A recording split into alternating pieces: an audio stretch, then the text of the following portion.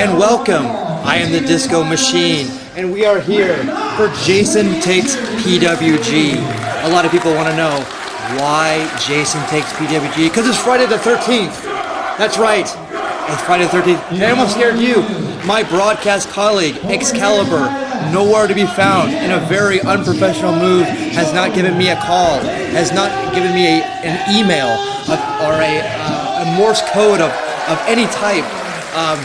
And he is being very unprofessional. I don't know why he wouldn't be here for the commentary, because it is way over. But fret not. I have Taro in the booth. That's right, Daddy. Taro's in the booth. He's all liquored up and he's ready to go. Of course. Where'd you find me? I found you where I always find you. The bar. In the bar. Of course. That's right. And what bar? No one knows. Your local bar. That's You'll right. find me there on, every night pretty much. Your local pub or tavern. Yes, well. I prefer pubs. Yeah, pub or saloon. Yes.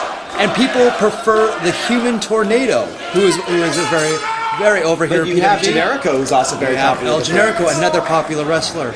And El Generico's been on a winning streak as of late. Yeah, he has won some very big matches lately.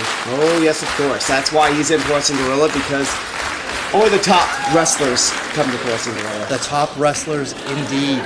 And now, what a way to start off here. Yes. It was a hell of a first match to have. Wow. Human Tornado saying, you got served on that? Just on the knuckle lock? Doesn't he understand that? He's not going to understand that. Wow, look at that. Oh, now it's a super pose down. Now. Oh, whoa, wait a minute. Taro, I know that you, being the best chest in the West, and you know something about pose downs. Of course I do. That's right. Oh, look at this.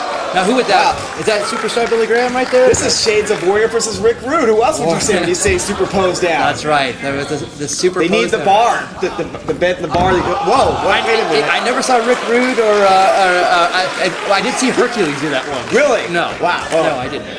But an unbelievable. It goes from a super pose down to a more one-upsmanship in Lucha here. And now... And that's Generico's specialty, because what do you expect from someone out of Tijuana, Mexico? The generic luchador. Look at that. But I can't get over it. That was almost shades of you there with that kick up. That was shades of me in Hawaii circa 1998 in front of a crowd of 3,500. I did embarrass myself with a half... 3,500? Yeah, well... Wow. Well, there was 3,500 somewhere. It was more like 35 that night. Yeah, something like that.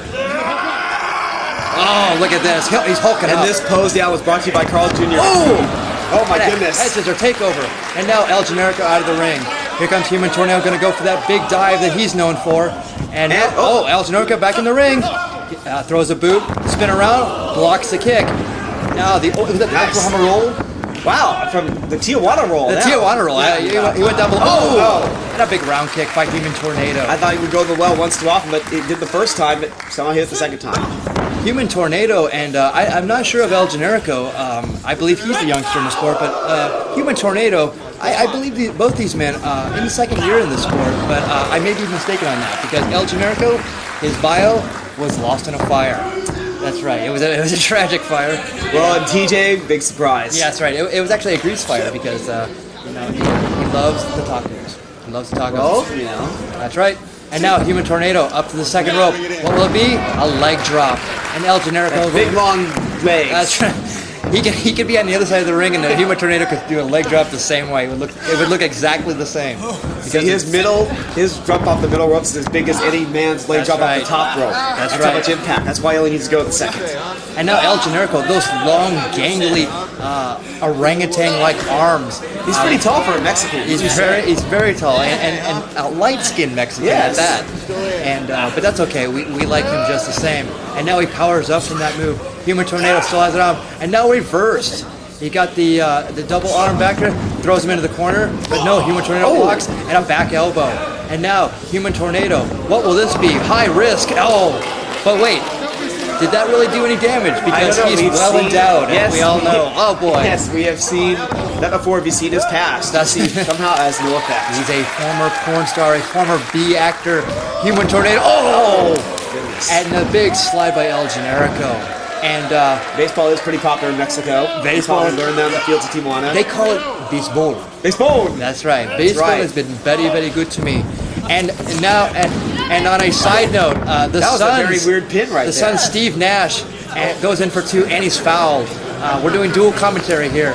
El Generico. Fourth quarter. Game 5, right? Game 5. And that'll be a distant memory once people watch this. Yes. I think the finals probably still going on even if you get this 6 months from now. All right, enough of the logistics. But El Generico, oh, look at this. Positioning the man. The man's ring awareness and smarts are incredible. Look at this. Oh, and a beautiful moonsault. 1, 2, the standing moonsault. Referee Rick Knox sporting a cast.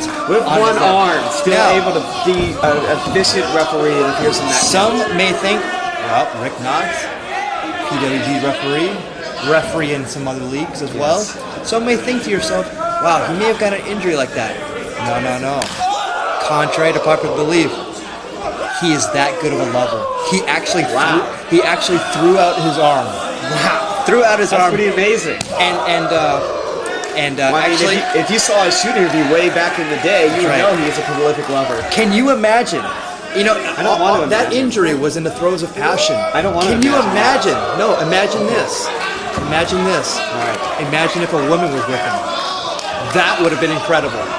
But he threw his arm out in lovemaking nonetheless. El Generico. Wishing. Oh my goodness, his head hit that apron on the way down. Human Tornado wishing he was doing some lovemaking now instead of getting his head rung on the apron there. El Generico really measuring him. Setting him up. Is he going to be going for the springboard moonsault? Off the top. Oh, yes, he is! Baby Oh! moonsault. Phenomenal. The generic luchador, El Generico, taking it to Human Tornado. And Vulgarity from the crowd. the obligatory holy shit. Hey, that's vulgar. That it is vulgar, and we don't condone that. Although we endorse it, we don't condone it. Exactly. And now El Generico, and with the we failed to mention. How can we fail to mention? We failed to mention, and speaking of lovely women, Yes. we failed to mention we speak of lovely women? the addition that the Human Tornado has brought to the ring. Let's see if I can pronounce this correctly. Sariha. Okay, that's the closest. That's the closest I'm going to get to that. Close enough for me. But she's a lovely young lady, Yes. and a Mensa student. Really? Yes. Wow. You can tell. You can tell that she's.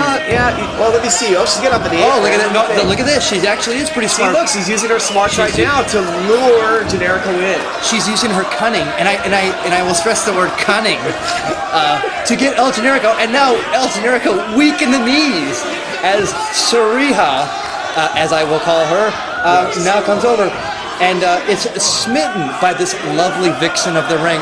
Oh, but Let's see what a but, gentleman Generico is. Absolutely. Oh no, the bitch slap. The pimp slap, and now the Oh pimp. my God, Oh, the impact. Unbelievable!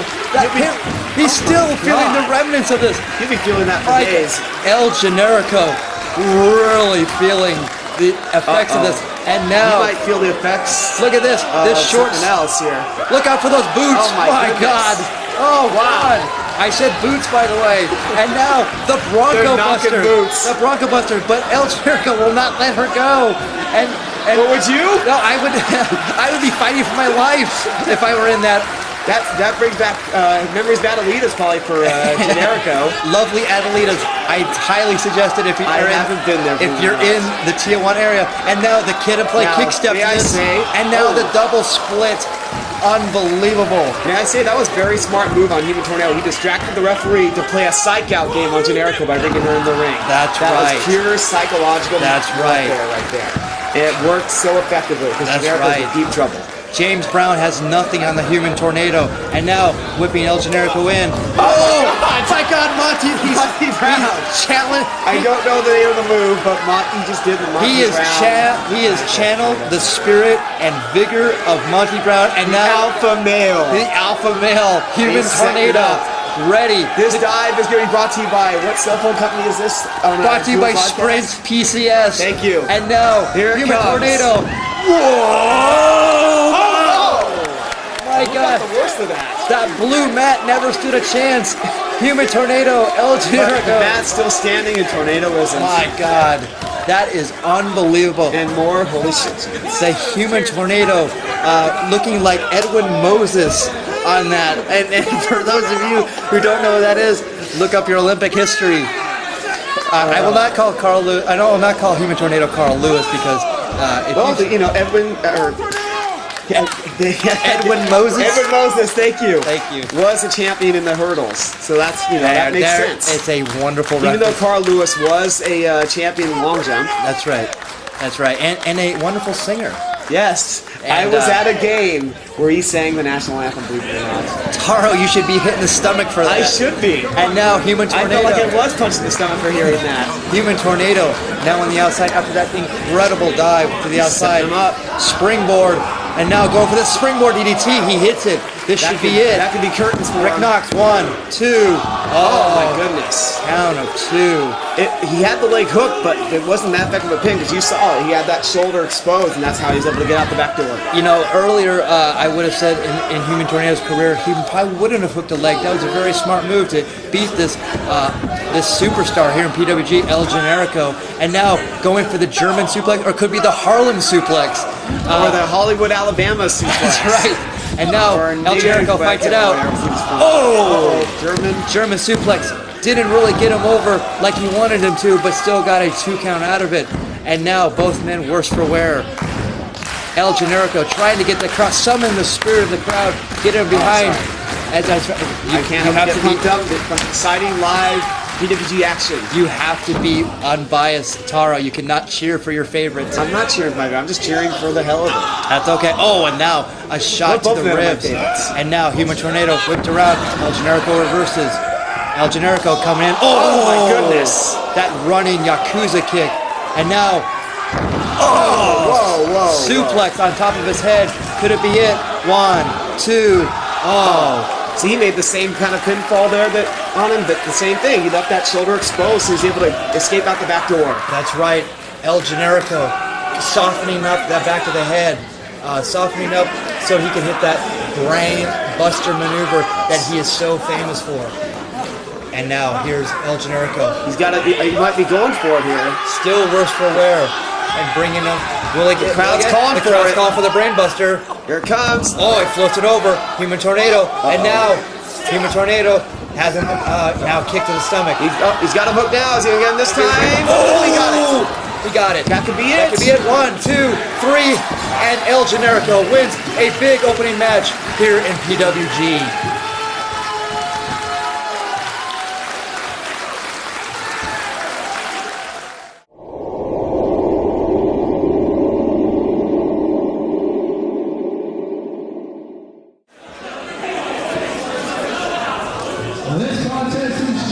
And now, what was supposed to be a submissions match between Puma and Ricky Reyes has now turned into a singles match between the replacing Puma, Nozawa, against Ricky Reyes. Unfortunately, Puma could not be at tonight's show. We wish him well. He actually is getting a ton of bookings with New Japan Pro Wrestling in Japan. We wish him well. But a Japanese man who has been in PWG before. Yes. You know him well. Of course. Taro. Yes, of course. You wrestled him in our Yes, heavyweight tournament. Yes, and I lost. You lost. Yes, because the commissioner at that time blocked the button and distracted me. And I turned right around. For the fans, explain what the button is. Everyone who's watching this knows what the button is. Not everybody. It's the power of Taro personified 1,000%. When I push that button, the straps come down, and I just go crazy. It's like Hulk Hogan dropped the leg drop, except much bigger and more powerful. Sorry, excuse me. Wow, you're getting worked up. I know, I don't need this. I don't need this for my heart. I pushed your button. Well, you talk about Nosawa, I got screwed over my chance of being a PWG heavyweight champion. Now, Taro, you have, much like Nozawa, you have all the tattoos that Nozawa has. And I believe that I don't have the same ones. I believe that when you cry, it also, those black tears come down, much like Nozawa. Much like after I lost that match to Nozawa, that's what happened. The black tears roll down. And actually, this Nozawa wrestled Chris Daniels the next night, losing to Chris Daniels. That was in October of 2003. But Nozawa made his reappearance. Yes, that's what I was going to bring up before you had to bring up. I was trying to ignore the fact that he beat me. These guys, seemingly, this is like their third match I can think of in America against each other. Well, they had a couple tags. Right. The second one being at Porous and Gorilla. That's right. And now it's the first singles together. They wrestled in March at our March of 2004 at our 88 miles an hour show, where the Japanese were well represented, and Nozawa and Masada wrestled the Pitbulls. Yes. Ricky Reyes and Rocky Romero. Who won that match? I'm just curious. The Havana Pitbulls came out on top on that one. Thank you very much. And so this is a bit of a rematch, not an exact rematch, but a rematch nonetheless. And Nozawa, now talk about a man. When I used to watch wrestling in the early days, early days of radio, in the early days of TV. We're not that old. Not that old. But when I used to hear old enough to know who Edward Moses is. That's old enough for me. When I would hear commentating, they would say a journeyman wrestler. Yes. A cagey veteran. Yes. And that is what Nozawa has become. He wrestles, I would have to say, 5 out of 7 days a week. It sure seems like it. He wrestles anywhere and everywhere. And I'm telling you, when he's in Mexico, he's probably wrestling about 8 times a week. That's right. Twice on Sunday. That's right. That's how it usually goes down there. That's right. All for a couple bucks. a couple of bucks and a torta, which I believe was a payoff in some of our matches in Mexico.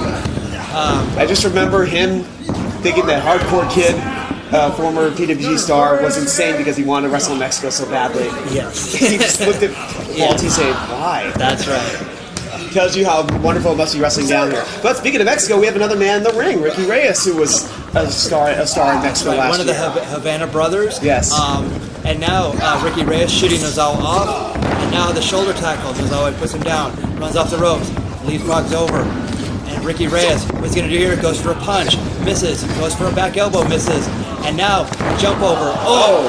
And Nozawa is so smart in his strategy. I've seen him wrestle so many times. He's actually softened him up. He wants to go for that shiny wizard. Watch out, he's exchanging kicks with this guy. No, there's no way. The dragon screw.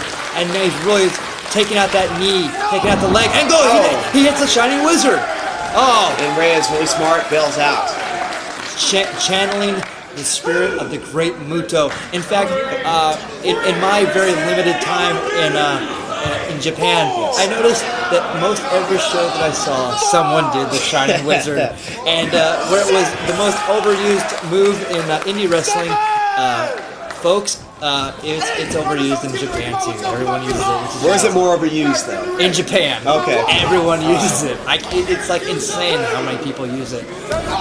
It's become the new headline. You know, people go to the Shining Wizard before they go to the headline, which is an amazing thing. Yes, it is.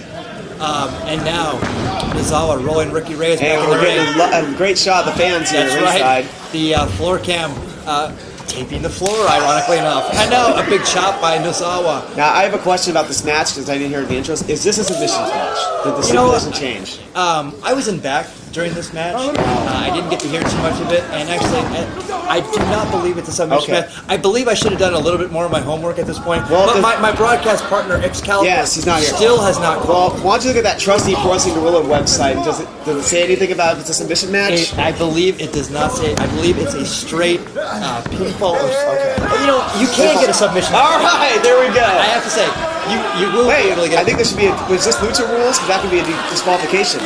That could. But if it's submission match, submissions only, then it wouldn't be. That's right.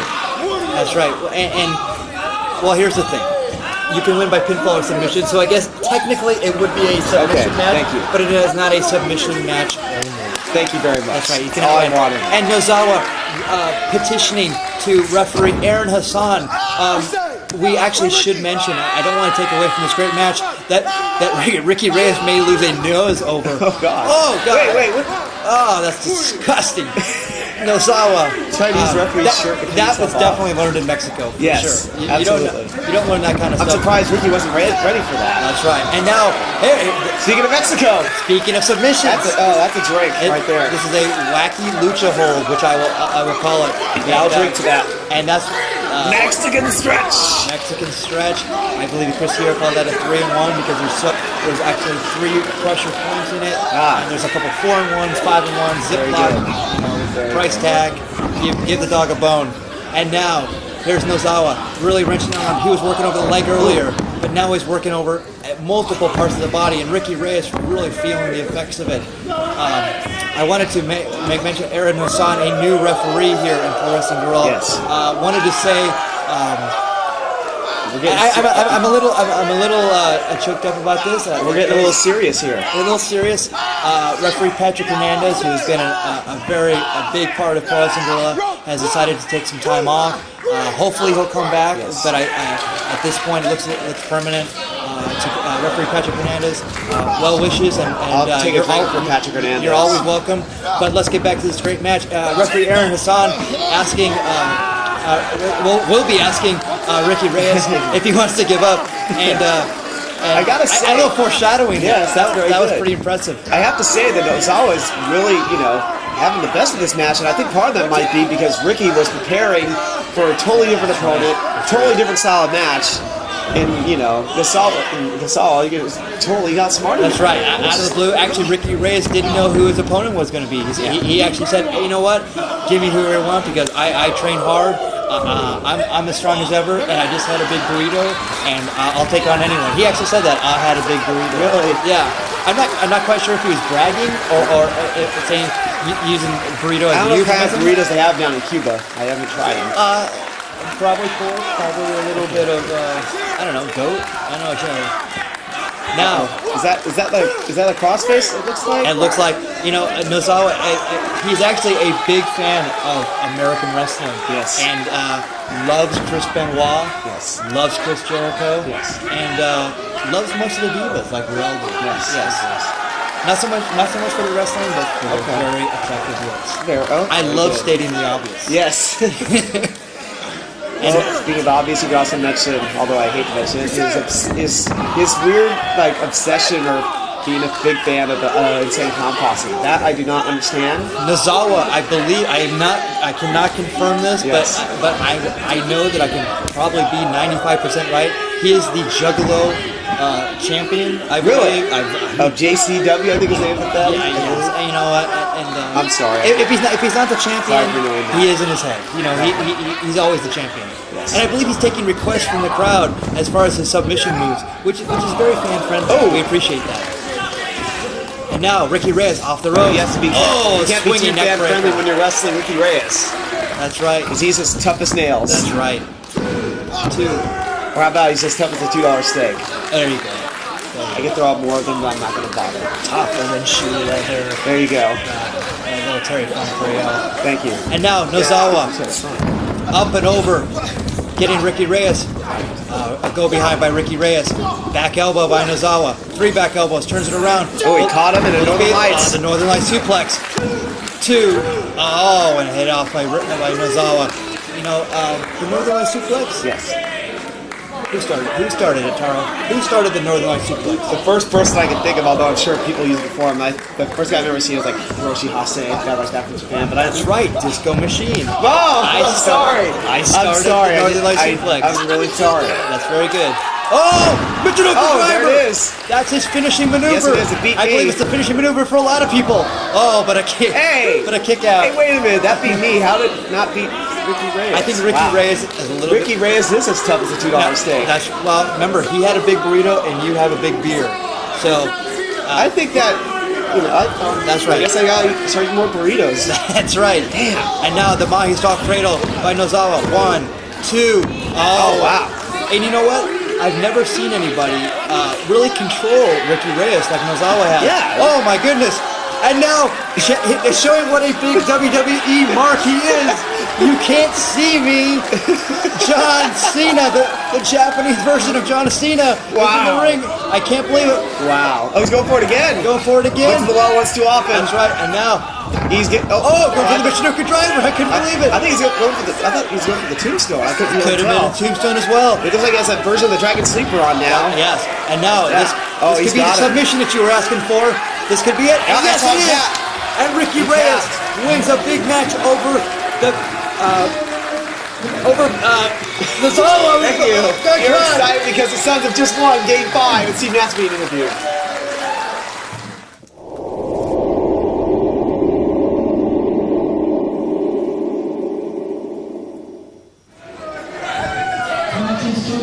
And now we have a triple tag team threat match. No, a triple threat tag team match. Originally, just like PWG, we don't sweat the details. We announced this match that it would be a four-way threat match. Would be a quadruple threat? Quadruple threat, as it were, with Los Luchas, Hook, Bomberry, Top Gun Tower, as you see that. Who is now hooked. He was now hooked. Look at that. Hooked on cocaine. Top Gun That's Taro right. with. I'm drinking too much. Top Gun Tower. So it would have been Los Luchas, the Ballard Brothers, as we see in the ring right now, Hook, Bomberry, Top Gun Talwar, and Aerial Express. It would have been Taro losing his beer as we speak. It is all over. And you'll have to clean that up, my friend. I'm trying to keep it on my pants here. I don't want to get on your nice car. Getting back to PWG storylines. Yes, please. I'm sorry. Los Luchas were stopped at the border. Damn it. And not the border that you would think. They were actually stopped at Taco Bell. Because, that's right. They were stopped at Taco Bell because one had to work and the other one had to clean up. Oh. Yeah, it was rough. It was What a rough. shame. That's right. So they could not make it tonight. But of course, but now the Ballard Brothers and Hook and Top Gun are taking it to Aerial Express. Really, they want to get them eliminated. Now, But wait a minute, this is a one pinfall match, is it not? well, that's what I was going to get to. Okay. The original brilliant booking idea was to have the quadruple tag team match and not have the first pin be the deciding factor, the second pin be the deciding factor, therefore making number one challengers. Whoever came up with that idea should either be shot or put in a place where they cannot find them, because that is both would be just fine. Now Hook Bomberry with a sliding drop kick to one of the Ballard Brothers. I'll say Shane. Sure. And It's just like calling the Thunderfoot. You just call it everyone. that's right, Thunderfoot 1 and 2. And now the double atomic drops, and now a huge clothesline by the biggest man in the ring, Top Gun Talwar. Wow. My goodness. Really yapping at Rick Knox. Rick Knox, referee. But I believe it's him or Dino. Top Gun Talwar in this match now being whipped off. Oh, a miss by the Ballard brother. Oh, and a drop toe hold into the feet of his awaiting brother. Now, I will say Shannon. You know what? I have a 50-50 chance, and I'll probably be wrong. So it's probably Shane. So if I say Shannon, it'll probably be Shane. Referee needs to, use some discretion here. That's right. Well, with 6 people. Oh no! Wait a minute. Look at all these shenanigans. The shenanigans, the left and right, Top Gun Talwar. Now it's All illegal. It's mind you. It's all illegal, but referee Rick Knox showing some Where's Hook? leniency. Did Hook get hit too? Hook's I on the believe floor. Hook. Wonderful camera work. That's right. Some wonderful camera work by our crack staff. We have no idea what's going on, and fan, either do you. Yes. That's the beauty of that. Yes, it is. And now, the Ballard brothers really taking it to Top Gun Talwar, keeping him in for the heat. And now I believe Yes, it's a tag. It's a tag. Quicksilver now in. And he wants to be in because they got to be in to win this match. First pinfall wins. Now, it's got to be getting under the skin of Scorpio Sky. Quicksilver, a tag team champion with Chris Bosch. But yet, Aerial Express, for all of their accolades and all of their success in PWG, they have still not attained the tag team championship. A beautiful monkey flip up to his feet. Quicksilver, quick on with a right hand, now whipping the Ballard brother off. Reversal, and now a sidewalk slam. No, float over, and a shot to the temple with the elbow and a chop. And now the Ballard brother thrown in by Quicksilver, up and over, and now going for the Junior suplex. Whoa! No, he floats Nice it over. counter out of it. Quicksilver, just that quick. But Quicksilver, not being. Here comes some hockey. There's the hockey tactics. Straight out of the ice. That's right. You know what? The NHL season may not be on the ice for a long time, so the Ballard brothers have a lot of aggression. Yes, they really do. They really Absolutely. do. They're not getting those paydays. They have to go to Russia and Finland and make those Wow, it meager. must be expensive to bring them in every month. Well, it's expensive, but they're not making much money. They're making what would be the U.S. equivalents $5. But that's the love of the game. They love the game, but I would have to say you'd have to love to eat more. Yes, And, I think so. That's right. And I And believe why are you still wrestling then? no comment. Thank you. Hook. And now Hook Bomber thrown in by Scorpius. Wow. A huge Then they realize that leapfrog and a Hook huge is not 7'4". Hook is, that's right. Hook is only about 6'4", I think. It's impressive nonetheless. Yes. Now a drunk fan at ringside calling them tag team specialists. And you know what? I believe for the rest of the evening, he decides to do his own commentary. And much to the chagrin of ringside fans, they should have beaten him on site, but we're glad they didn't because we love all of our fans. But I think we're going to start doing some checks for alcohol. Now, Taro, I know you love your alcohol. Wait a minute, wait. I know you love your alcohol. I have fans bring me 40s at the show so I can enjoy myself. Well, you know, people bring me 44, but they're big gulps, and they have Bacardi and rum. I thought you were going to say the Reggie Candy Bar when you said 44. Oh, God. Boy, we're really dating ourselves with Yes, the Reggie we are. Candy Bar reference. And now the double team effort on Quicksilver by the Ballard brothers. Yeah, their lucha days right there with the That's double right. stomp. And now the swinging neck breaker, shades of the honky tonk. Yes. Shades of the Masked Superstar. I'll date myself again. Wow, the Masked Superstar. Taro, you should be in a box somewhere. I am in a box somewhere. What are you talking about? You're pickled. Yes. Now, Quicksilver being thrown in by the Ballard brothers. Back elbow by Shane. I'll go on the record. I'll say it's Shane. Thank you. And referee Rick Knox. There's a now tag. tagged in by Top Gun Tall War. Very smart. It's very smart, but the Ballard brother being very cordial and just walking out of the He ring. really was. Not really putting up a protest. I know. And now He doesn't want to risk it. Oh my goodness. Right to the back of the head. Usually he does it on the first turn, but he actually took it around and took it to the back side. And there's this arrogant cover. That's right. Because he's the biggest man in the building. And you know, he's always working out. Of course he is. He is right now as he's just pulling him up. That's right. There is so many chemicals running through that body right now. It's if you opened him up, it would look like 3 Mile Island. Really? Yeah, because there's so much going on. I was gonna date myself again and ask if it looked like Mr. Wizard's Lab. I was gonna really make myself sound My old. God, that's the worst reference I've ever heard in my life. Yes, it is. And 1, 2, and referee Rick That's just Knox. what alcohol does to you. It skews the mind. Oh, and speaking of skewing the mind, I think his is pretty Mentok the skewed. Mind Taker, my partner in crime, Excalibur, still has not called me. I'm not sure why. I hope to hear from him soon, and once they do, Taro, you're gonna have to. I know. You have to stay here. I'll have to vacate. I know. I can't step on Chickern shoes. That's right, so to speak. Well, you definitely can't because they're 6 feet under. Yes. Now Hook Bomberry. And mind you, that kick out was right on cue with the drum beat right there. That was good. That wasn't me doing the drums. That was actually Hook kicking out. Oh, It's a very rhythmic kick out. that was. And now the Ballard brothers really showing their tag team awareness as now they've actually thrown out the team of Hook and Top Gun. You got guys Hook and Top Gun not been taking that long. They've been taking a few months. Sure, Aero Express been around for a while, but you're talking about two brothers. That's right. Who grew up on the ice, teamed together on the ice, probably beat each other up on the ice, and doing the same in the ring. I believe their parents made love on the ice. And I don't know who sang it, but I think it might be Neil Diamond, Love on the Rocks. Okay. Thank you for going with me. Sure, you're probably right. Turn on your hot lights. No, that's not the song at all.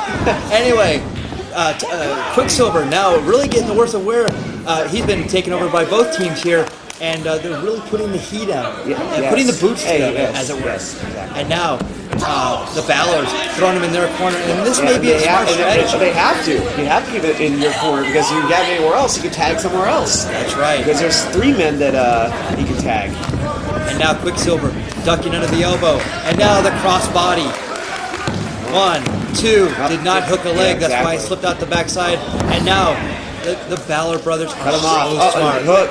Oh, tags into Hook Bomber. Maybe this could be a little strategy. I'm not sure. Well, yeah. I mean, they see the opening. You got to take advantage of it now. But Hook Bomber is not taking that gave Quicksilver a moment to breathe. Oh, Hook Bomber. Telegraphing that one. Oh my God. Oh, he kicked both of them. Hook Bomber seemed to hesitate there for a second. Oh, I'm sorry. I took that back. Quicksilver ducked and he hit the ballad. That's right. That move was done so well that you didn't know what was going on, Taro. I don't know what's going on usually anyway at this point. You and your beer goggles. My bass. And now the double clothesline by the Scorpio Sky, House of Fire. That's right. He's taking out all Casa de Fuego. Yes. As they would say. Telegraph that one. Oh, and the Thornberry. Spine buster. And now. But probably not the full strength of it there because Quicksilver is still a little worse for the wear. Now living up to their name, Aero Express, I think they're going to go for it. They're asking the fans, do you want to go for it? What do you want me to do? Do you want me to stand here and just show me your ass? I think that's what the fans really want. Up and over! Oh, wait, Quicksilver. Wait a second. Yes. A dive into a bear hug? Oh! That's Top Gun Talbot. You do not dive on the biggest man in the building. You don't do it. I wouldn't. And I'm the second biggest man in the building.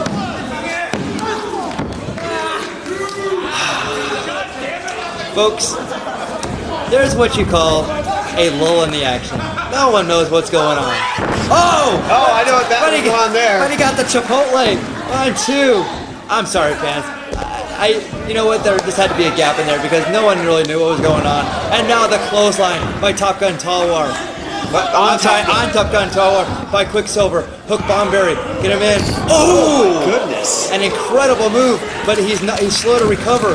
And no, Hook Bomberry goes for the punch. All hell breaking loose now. That's right. Referee needs to do something. I guess he doesn't care. Oh no, it's blocked by Hook Bomberry. And now going around. Oh, unbelievable double foot stomps to the face of Hook Bomberry. They should pin the man right here. They could win this big match. Oh. This could be the biggest win for the Ballard brothers, but no, they're slow to capitalize. And now Aero Express seems like they're going to take advantage of it. They're setting him up. And now the leapfrog leg drop by Aero Express. That has to do it. This has to be it. Oh, they took a long time to get that cover. Yeah, too long, I have to say. And Top Gun Talwar comes in for the save. Very smart. He had to because, this is it. This is for our chance at the title. That's right. And now, Scorpio Sky. Is he going to go for that frog splash? It appears that he is. Yes, he is. It looks like Hook Bomberry is timing it. Oh, and hits him off. He knew that move was coming. And now, Hook Bomberry. Could it be the superplex? That would be an incredible move if he were to hit it.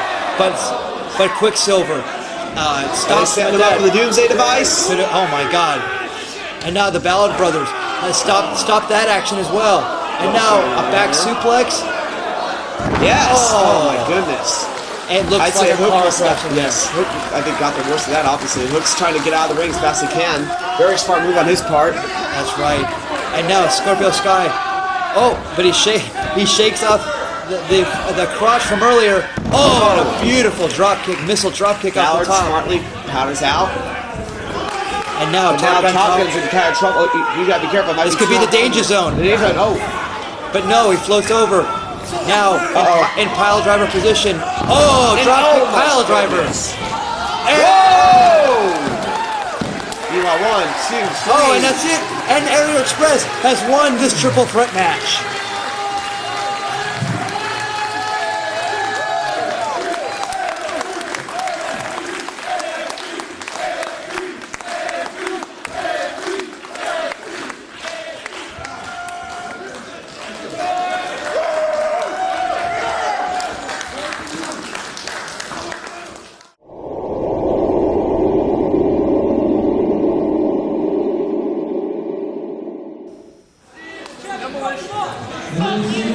And now we have a treat for you fans.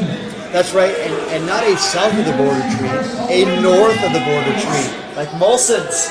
Like Molson Gold. Yes. A delicious beverage that Taro sometimes has been, your body weight. Yes. How much is it? Like over 80% like of water? Yeah, generally, sure. That's right. You fill the other 20% with Molson Gold. Yeah, I really, yes. That's right. That's right. Especially when I'm in Canada. I go 30, 40%. That's right. Body weight. That's right. And we have the debut of Sexy Eddie. Sexy with the triple X in the middle of it. Second day, how sexy the truly was. That's right. From very Long Beach, California. And so, when I say from my neck of the woods, at least during my summer residence, is in Orange County. Now, would it imply that he was born there, or he now resides there? Because I thought this match was billed from north of the border in Canada. I'm not sure because this is very weird because he mainly wrestles in Canada. And these two actually have a pass of each other. Maybe he has a summer home. Maybe so. And just like I have a summer home down there in Orange County. You have a summer home? I believe it's a Maytag box, and it's very. That's very rude. It's very plush. That's very rude to say that. It's very plush. Have you been to my summer home? I believe it. I believe I hit it with the car one time. As I said, you're very rude. And now we have Mr. Wrestling Kevin Steen, a man who, in a very short time in PWG, I would say 6 to 8 months, he has made an incredible impact in PWG. And a man who has not made an impact with me tonight is Excalibur. Still, we are now, 4 matches into the show, and still I have not. And I'm about 14 beers in. You're 14 beers down. We're 4 matches in, and you're almost 3 shapes to the ring. Yes, to coin a phrase. And Sexy Eddie with a very impressive package pile driver. Yes, that's Kevin Steen. Kevin Steen has the package pile driver. I didn't want to say he has an impressive package. Yes, I tried to deflect that. Now, I saw what happened before the match with Sexy Eddie with his little dance with the boss, your boss, the commissioner. Is that related any way to how he got into Pro-Wrestling Guerrilla? I believe that he was. That was his interview process. Although, yes, she made him repeat it in front of everybody. No, he did not. That was not a repeat performance. That was actually the first performance for SoCal Bell. Yes. He actually did that with London guy with Joey Ryan. Oh, that's how he got booked. Yes. Very interesting. That's how he got booked for this show. And I'm scared you're telling me it was with you when you were the interim commissioner. How dare you? Your implications. Believe me, that's why I didn't say it. I was hoping I was wrong, and I'm glad I was. That's how rumors get started. Now someone's gonna say the Sexy Eddie did a dance for me, and that's how he got through there. You just said it. The mere mention. You just said it. I did not say it. Let's not deflect from this great match.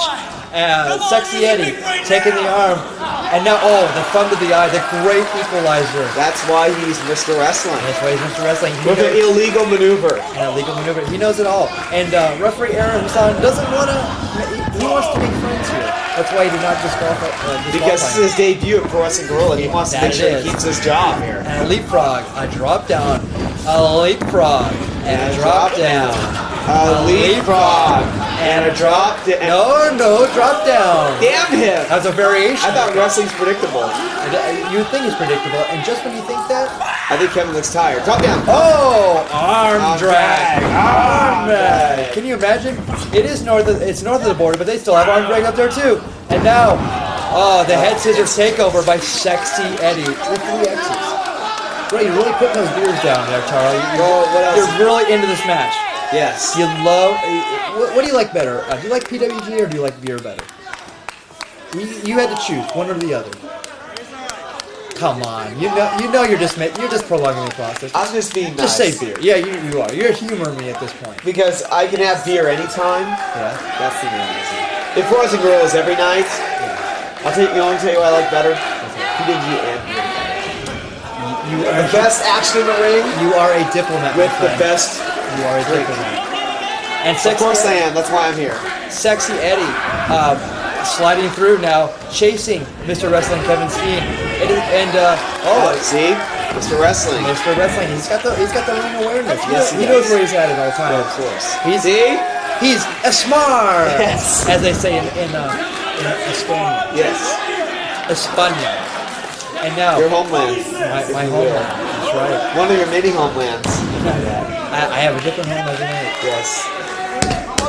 And now, Kevin Steen gonna take over on Sexy Eddie. Now, Sexy Eddie has faced this man many times. So it's like when we talk about the New Japan wrestlers knowing each other very well. These two men know each other very well. They've wrestled in the Internet Wrestling Syndicate, which I think is a very elaborate name. Yes, they've also wrestled in CZW. I'm not quite sure if they've wrestled in Ring of Honor. Nice cross body by Sexy Eddie there.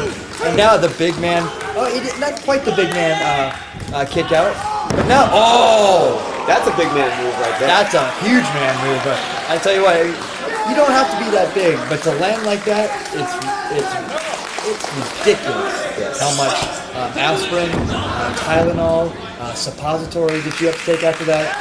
Beer. Yeah, Much beer, with suppositories. wash it all down with some beer. Yes. Now, and that never feels good. Look at fans at home, do as I say, not as I do. I don't That's want you- right. That's only for professionals like me. You taking your aspirin, your somas, and your beer. Somas. You know what? I want to be actually Top Gun Tall War should be the guy who brings back somas. Yes, and yes. Love me to say. Somas were they were so hot for so long. It's been a while for me with my somas. I've been out of the ring for a while. That's right.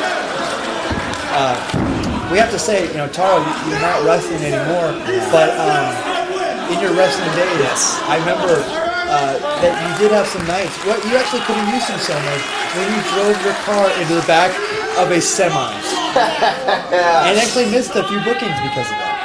I missed a book. Yeah, I missed at least one that I can remember. The Pride of the Mask. Yes. Pride of the Mask tournament. I fell asleep behind the wheel and drove the back of a big rig at 70 miles per hour. It's not because you were drunk. It's not because you were tired. You were just really stupid. Now, I had a couple beers that night, had a long night of sex and beer, and then, Taro, no sleep. Taro, now I know you're lying. Kevin, and it's a long time ago, son. And much like it hurts me that you're lying, it hurts me to see Kevin Steen jumping on the back of Sexy Eddie, and now shades of the Iron Sheik, shades of Elijo del Santo, the camel clutch, applied by Kevin Steen. And I doubt that Elijo del Santo calls it the camel clutch. So. I believe it's Caballo de la Baba. Yeah, I know That's Caballo, right. but I don't know the rest of it. I believe Brazo de Plata. No, that's Super Bowl. Yeah, but that has nothing to do with the camel clutch. And now a big knife edge by Kevin Steen, Mr. Wrestling, using that wrestling type maneuver, the back edge knife chop, and throw him in the corner. Throw him in the corner, and now wait a second here, mocking Super Dragon, I think. Well, he's Mr. Wrestling. No, he's Mr. Wrestling, but he saw an ample opportunity right there and take advantage of a guy in a bad position. I think, and now the kick to the back. That's just called being a smart technician. All right. Or Mr. Wrestling. Yes. Did you just put your fingers in there? Yes, I did. I'm sorry. Oh, no one can see that. Yes. So you actually did that just for me. Yes, I did. And you actually put down your beer to do it, which was amazing. No, I had my beer in my hand. I didn't see the beer. I had my beer in my hand. I didn't have good peripheral vision. That's all right. But Sexy Eddie won't have any peripheral vision after that He's not slap going to have to the any face. vision the way he's going here. With And a the body beats he's slam. taking. Body slam by Mr. Wrestling Kevin Steen. Now what's he going to do? A little shuck and jive, as it were. And now, and he misses on that flip leg drop. And now, swinging wildly, and the atomic drop, which always hurt. And what another one. What I like to call the rectum wrecker. And and he gets a clothesline to the face for all the shenanigans. And Sexy Eddie, his debut here in Pro Wrestling Guerrilla, maybe a short one. It's not going too well. But Kevin Steen, a little winded, a little parched. Oh, wait a minute now. That's not a very smart move. That could bring in back some energy. Give him a rest and throw water on him? That could be. It's very refreshing after a clothesline to the face. Yes, it is. I wish I could have got that on the face. And now a very arrogant covering it with one foot. Now, can you name, I will give you 5 seconds. Yes. Can you name one person that was pinned with one foot? Conan by Kevin Nash, because I heard this story. There you go. I was thinking. I'm sorry. I don't know that part. That's right. I was going to say Macho Man. That's right. Okay. Enough of that BS. I won't explain. Kevin Steen. Kevin Steen really going on Sexy Eddie. Sexy Eddie better mount a comeback, or this match is over. And now he's being whipped in by Kevin Steen. Up and over, ducks the clothesline, grabs him. No, now he's going to whip him in. Eddie, just man, trading elbows. Come back here out of desperation, but not much there. Trading elbows. Now throws in Sexy Eddie. Going for the quesadilla. Into the bulldog. Eddie's got to capitalize on this here. And now the back roll. And now he got him in a quesadilla type move. And throws him back to his back. And Kevin Steen. See that? I thought he was going to try to hold him for a bridge and get a pinfall, but But he can too. He took a lot of abuse there. That would be a mighty feat of strength. Yes. And Mr. Wrestling, I never really seen. Oh, now he. Oh, I thought he was unbuckling the turnbuckle for a That's second. why he's Mr. Wrestling. Yes. Such ring awareness. He knew exactly where his water was. Yes. You know, he's very ring Now you aware. wish you wouldn't have wasted that water on going on Sexy Eddie. That's right. Maybe an error in judgment. And Yes. now Sexy Eddie thrown in, but reversed. Eddie to the corner now. Kevin Steen. But Eddie gets the boot up. Kevin Steen a little wobbly, but goes back in. Blocks it, and a punch to the face. Now, who among us would not enjoy a punch in the face? That was a very poorly constructed sentence. But Have you been stealing off my beers? no. And now flip to his feet. I'm contagious, that's all. A very Eddie, get that second win going. Come on, Eddie. Eddie. Come on, baby. Eddie's a house of fire, baby. Oh, Dusty Rhodes has now entered the booth. I'm sorry. And now going for that sidewalk slam. Oh! But I guess a reverse? He reversed the sidewalk slam. So would it be a pavement slam? Would it be a escalator slam? Or would it I think an escalator slam. escalator slam? We will call it. And now, now Yes. I believe is Sexy Eddie. Yes. He could be going. He has He has him in the corner though. He has him right in a good position here. He has the 5-star porn splash, Yes. which is his finishing maneuver. Yes. And he would love to hit that and win his first match here in his debut in PWG. Up and over, Yeah. Sexy Eddie misses. A back elbow by Kevin Steen. Oh, this is dangerous. Always dangerous when you're outside the ring like this. Absolutely. I mean, it's dangerous in the ring, but on the ring apron. Oh, but a big foot. Oh, hit his chin. He's lucky. That could have almost knocked him out, possibly. And now That chin's a soft area of the body. And now, Sexy Eddie. What? This is a Big huge chance. higher.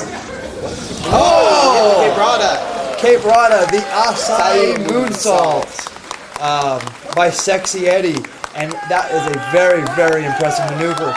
And now, but Sexy Eddie needs to get Kevin Steen back in the ring.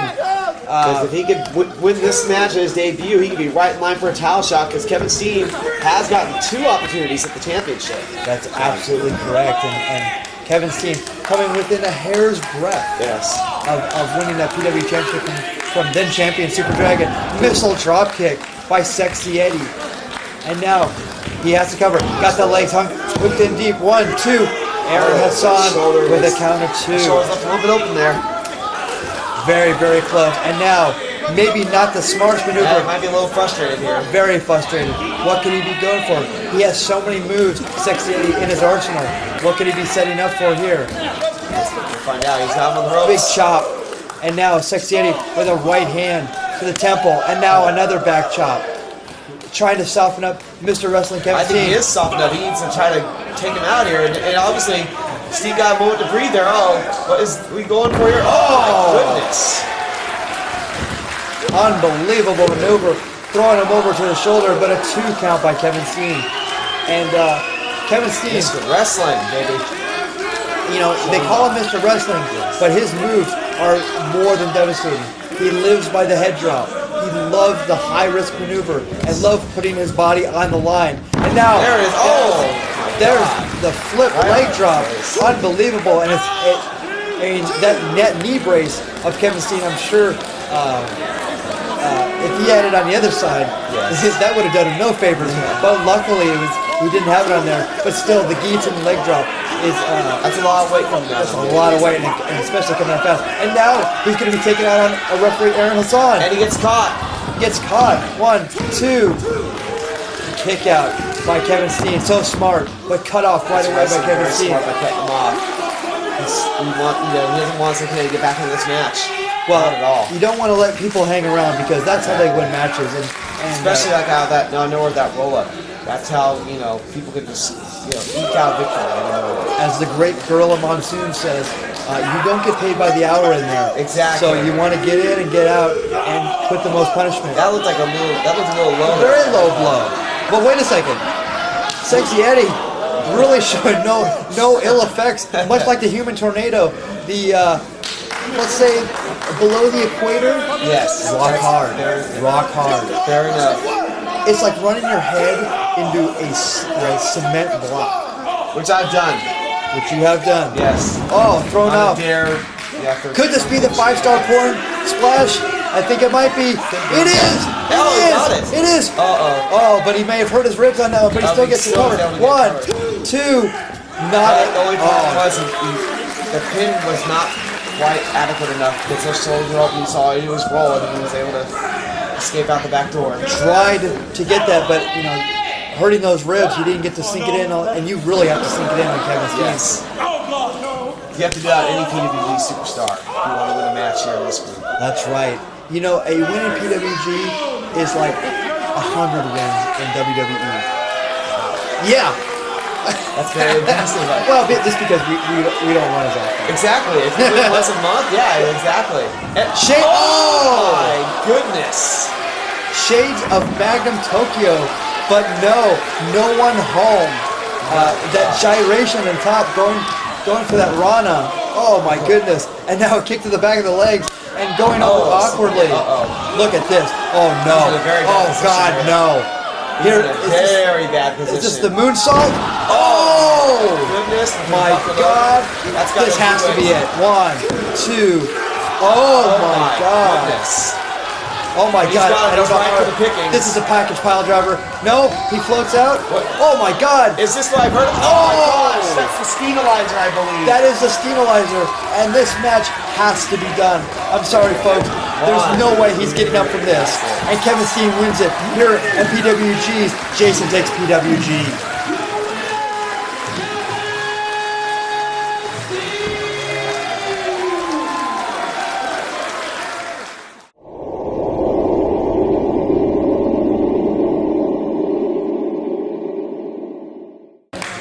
You know, for 6 months, my silent partner right here, Super Dragon, has been consumed by one thing only, and that is the identity of the second Super Dragon. You've seen him running around. You've seen him attacking not only myself, but Super Dragon, interjecting himself into the matches. And tonight, it has to end. Super Dragon was so intent on Super Dragon 2. He had it so much on his mind that he lost the PWG title last month to AJ Styles.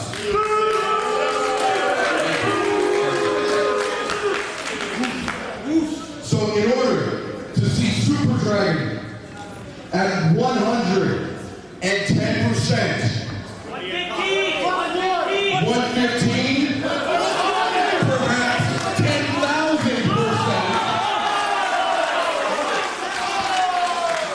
I demand that the second Super Dragon come out right now and face my partner, not in just a regular match, but in a guerrilla warfare match.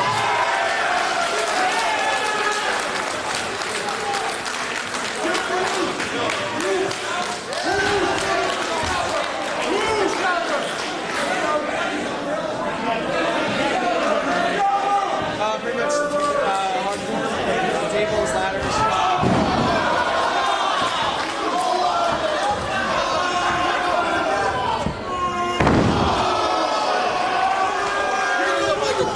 Give me the fucking mic! Right now, there is a single thought going through this building, and it is why? Why, Excalibur? Why turn your back on your partner, Super Dragon? You can forget that for years and years. You know why I did this? Because this is PWG, not PWSD. I am tired of Super Dragon giving himself all the glory, all the title shots. He doesn't want to help anybody. Me and this old machine have been stuck in the opening match for almost a year now. What does Super Dragon do? Nothing. He wants only one thing. We're not SPS. We're Super Dragon and 2 guys that he thinks carry his bags.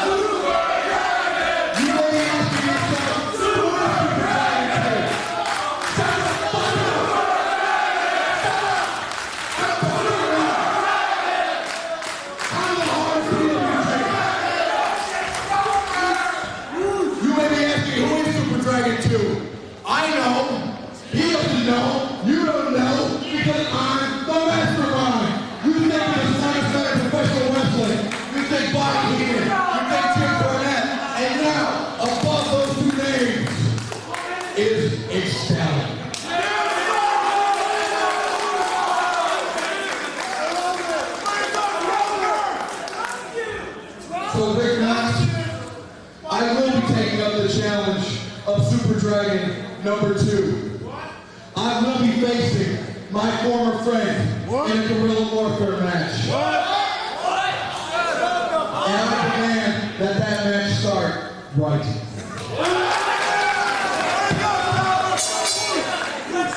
So my former broadcast partner, I hate to say former. I mean, it's like I would have to say almost former friend at this point. Excalibur is turned on our SPS member, the founding member of SPS, Super Dragon. Is Super Dragon the founding member? Super Dragon took Excalibur and myself over in our wrestling. I know you're very emotional. I'm sorry to be asking you this at this time. I mean, the facts don't matter at this point. I mean, but I'll tell you, the facts do matter because look what the end result is right now. I'm floored by this, and now Excalibur. But this is incredible. The mastermind behind the Super Dragon 2. You had no idea what was going on. None whatsoever. Well, that's what Excalibur, kind of brain that he has. Excalibur moved from Los Angeles to Philadelphia. Right. And on the type of wrestling world started, if I remember correctly. That's right. And he's, maybe he's been talking to people, but obviously this is not. Now, may I bring up? I know. For what? But you know what though? What I did see though, you and him did have a couple issues a while back. We have had our issues when I was out with an injury, and I had taken over for the departed Paul T as commissioner. Right. He wasn't too pleased with you. Excalibur showing his frustration, actually punching me after a match, and I was forced to suspend him. Maybe Excalibur in that time decided to take things into his own hands. And he certainly has here. Look at this. And Excalibur, Super Dragon, but let me bring up. He said he was not the Super Dragon 2, which I can tell by the body structure. Obviously, the dragons looked a lot more like Dragon than Excalibur. He called himself the mastermind behind it all. Right. And Excalibur, Super Dragon, and myself started Pro Wrestling Guerrilla. We started it, when people said that how can 6 workers in professional wrestling run? Look at this, Super Dragon! Oh my gosh! Flipping and actually kicking Excalibur. But like I was saying, how could 6 workers actually put their egos aside and put together a wrestling promotion? No one no one said that we'd get past our first show. No one said that, that we would last a year. All of a sudden, Pro Wrestling Guerrilla got bigger and bigger and lasted for 2 years. We're going on our 2-year anniversary. But that doesn't mean the egos get in the way. The egos are still there. The hard work and always people think that someone else is pulling the weight. And Super Dragon now flooring Excalibur. And that is exactly what Excalibur stated in that interview right before the match started. Now, I gotta ask, how do you feel about what he's saying? I have to ask because the fans are gonna want to know. We're all under tremendous pressure. All of us have stayed up till 3 and 4 a.m. Doing the DVDs that help fuel this promotion, putting in the ring time, putting in the flight schedules, going to other places and entertaining fans. This is by no stretch of the imagination an easy business. Yes. And you do deal with a lot of egos. But I'm remiss. I'm not calling this match. I don't think I can call it fairly. I don't think you can either. To see, oh my God! I know, but like I said, I know the fans are gonna want to know how you feel about what you're watching here. This is something you didn't want to see. This has been the culmination of a long time coming, and to watch 2 of my best friends beating each other to a pulp in the ring. And not just any kind of match, in a guerrilla warfare match.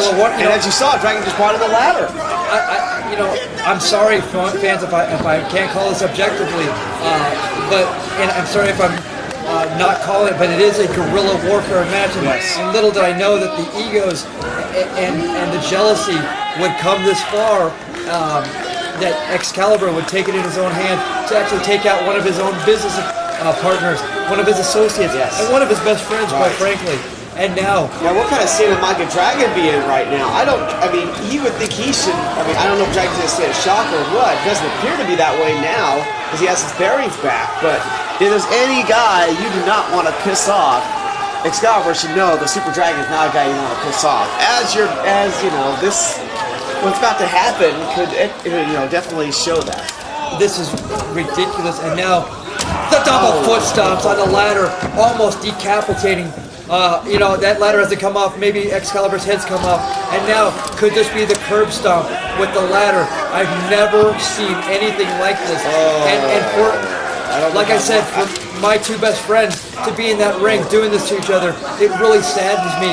And oh my gosh. Dear God. Please, just Super Drag. And now the chair to the ladder. Please. You know he's not going to pin him. Please, you know he's not going to end this now, is he? Just pin him, please. Let this be over. This is too much. Wow. Oh my God, Excalibur kicks out. I've never rooted for a match to end in my life. I love professional wrestling. Well, I'm sure you want your matches to end when you're on top.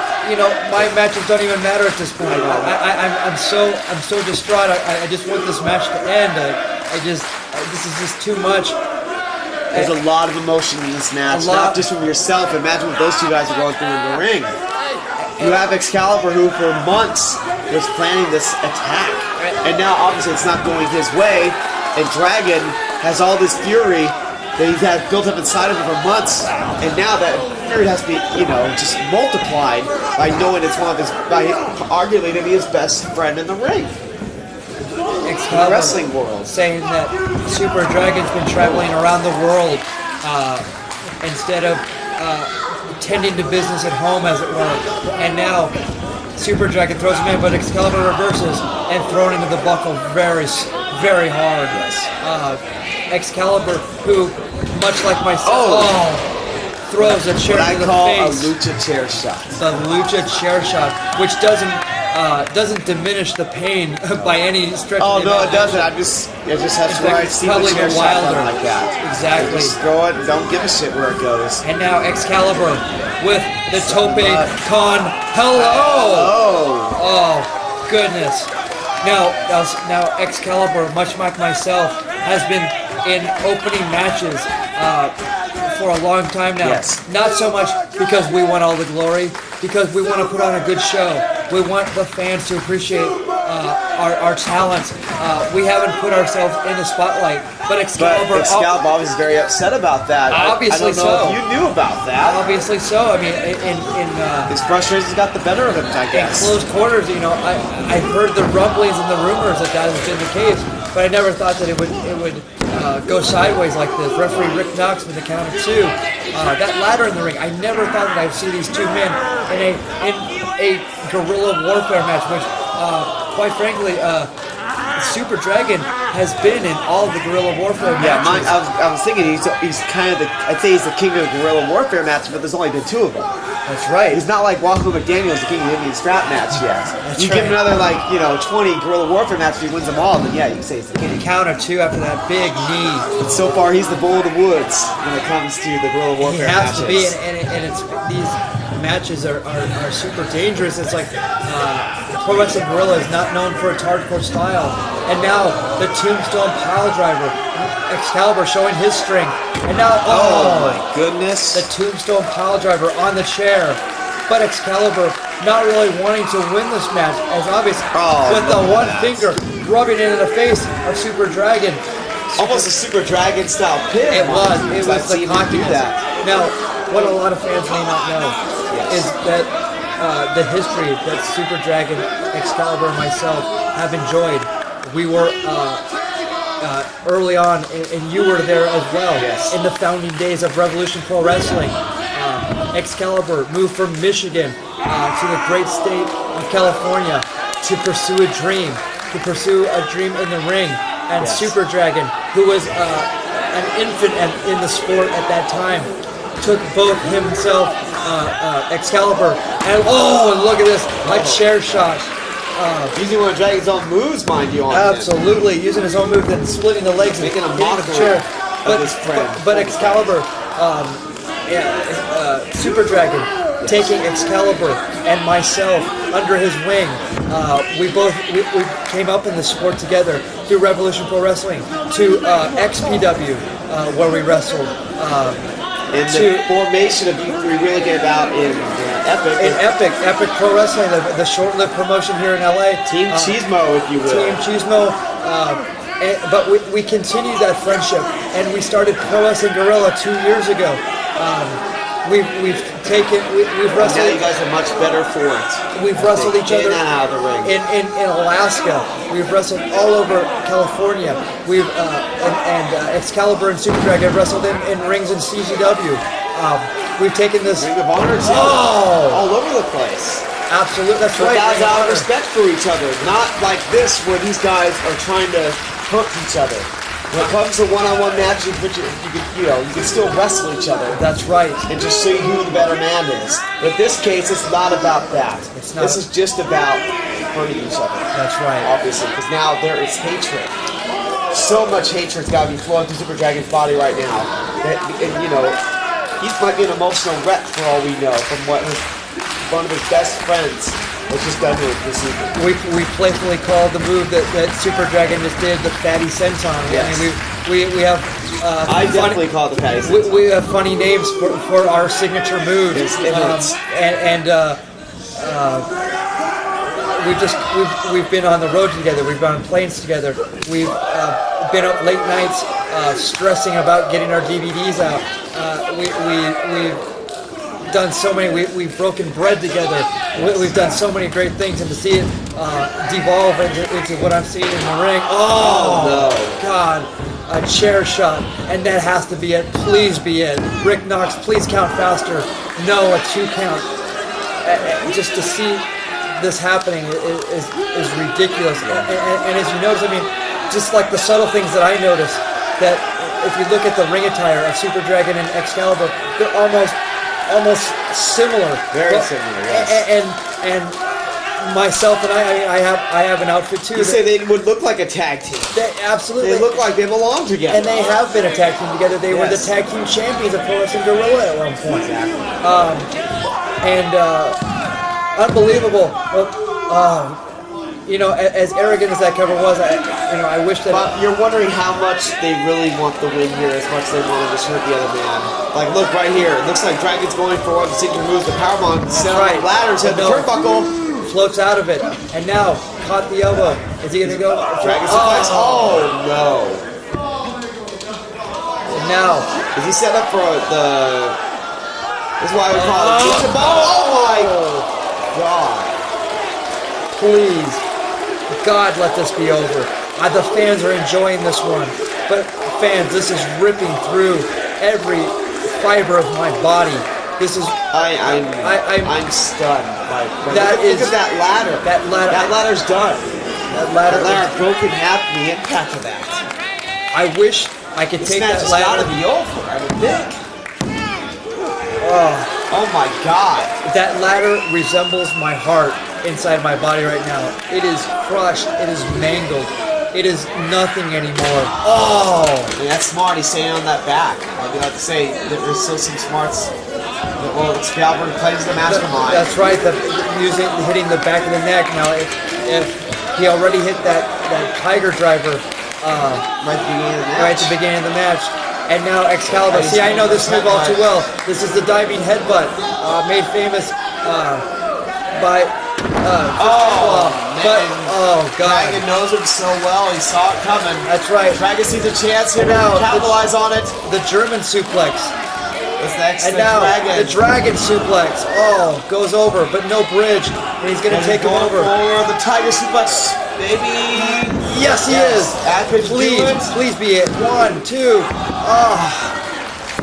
Just ripping through my heart. There's so much adrenaline going through these guys to be able to kick out of all these moves. There's so much hatred. And it's just from this.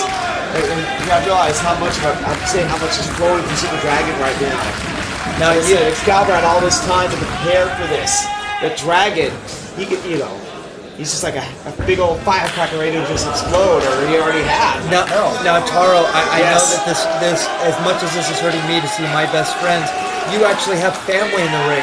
Yes, Super I Dragon know. is your cousin. I know. And so this must be very hard for you to watch as well. It's hard to watch him in most matches, believe it or not, even though he usually beat the crap out of me. But it was out of a matter of respect, I guess, more than anything else. He was just trying to toughen you up. I guess so. That's what I would say to my brothers. What in the hell is that? Oh my goodness! Spider German, not the spider. Is it the spider? Yes, it is. Except that time, Dragon, I don't say luckily for him, he flipped all the way over. Almost Although landing they on had his hard on head. those knees. Two. Count of Which two. Dragon has had knee surgery in the past, so that could be a problem for him the rest of this match. We'll see. You know, there's no graceful way to land that move. That's why it's so dangerous. And now, Excalibur really in control of this match. And The fans really want Dragon to win this match. They do not like what Excalibur has pulled tonight. And Excalibur. This chicanery. And now, the knee. Oh my gosh, with the chair.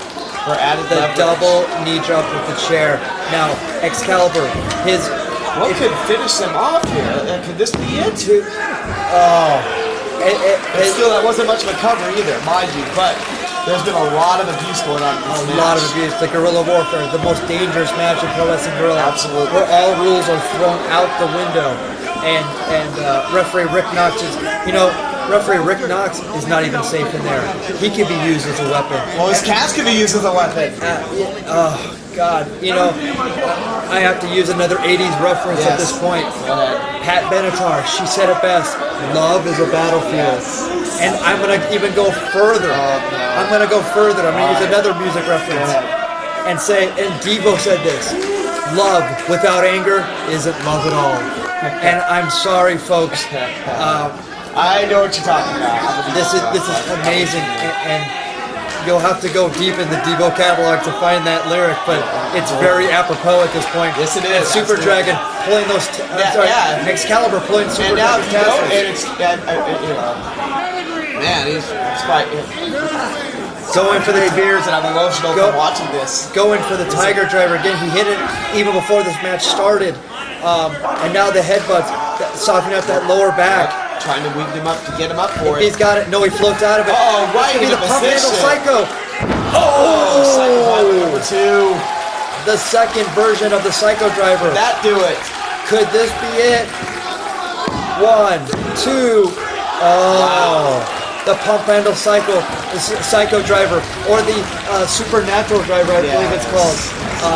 An amazing move. I have felt that many times in the ring. I unfortunately felt that too. It's no picnic, as both of you, both of us can attest to. Yes. And Super Dragon, your cousin, but also taking your mask in a match. And I know that a lot of fans have petitioned for you to have another match with Super Dragon, so you'll put the mask back on. I can't put the mask back even in Heartache, I still have it, much like the great Ralph Malph. But now Excalibur, it's being rolled up. Could this be? Could it be the? This is what he won Guerrilla Warfare match number 2 against Scorpio Sky with. That's right. He won with this move, the double foot stomp off the top. Oh no! And now he's calling for it. This move, the fans want it. Terrifying. This is. He moved. Thank God That for chair is that. destroyed. He missed. Dragon was able to duck. Luckily, his feet didn't get too damaged from that on the chair. Please be it. Please, this is enough. 1, 2. Excalibur is showing me a lot in this match. But, like I said, he had all this time. All the time. Dragon had a lot of time to prepare too, but obviously not. This is the last man who expected to face. I tell you what, I'm going to have to disagree with you. I don't think the Super Dragon had any time to prepare for this. Because if you think about it, Super Dragon has been on the road every single weekend, if not for PWG. And even in this match, he didn't have it well scouted. He didn't know who he was facing. What I just mean is that I think he'd be ready for a Guerrilla Warfare style of match because he usually He's always ready for that match, that's for sure. And but, as you said, he is on the road a lot. Because you gotta remember, this is several months of anger. It's distracting to the point where he lost his title last show to AJ Styles. That's true. So you know how much revenge he wants to take out on Excalibur. That's right. That's right. And we still don't even know who Dragon was. No, we don't know at this point. We know the It could have mastermind. been Excalibur. Oh, Gosh, yeah. it has to be it. That has to. Wait, whoa! Whoa, we do have the second Super Dragon in the ring at this point. No disqualification because it's a guerrilla warfare match. Who could it be? It looks like he's going to reveal himself. Who could this be? I don't know. I'm waiting for you with bated breath. It's Kevin Steen. It's Kevin Mr. Steen. Wrestling Kevin Steen. The fans love it. And Package Pile Driver. Package Pile Driver. Oh my gosh! Oh my God. This is ridiculous. This is This is nuts. 2-on-1 here. Now, if you remember, This is 2-on-1. This is before All-Star Weekend, Kevin Steen faced Super Dragon and lost to Kevin Steen's package pile driver maneuver. Lost to his own move. That's right. And Kevin Steen. After Steen went a forward. There's so many reasons why this is happening. And now Kevin Steen on the side of Excalibur. Excalibur must have gotten the ear of Kevin Steen. Said, Absolutely. We can take over PWG.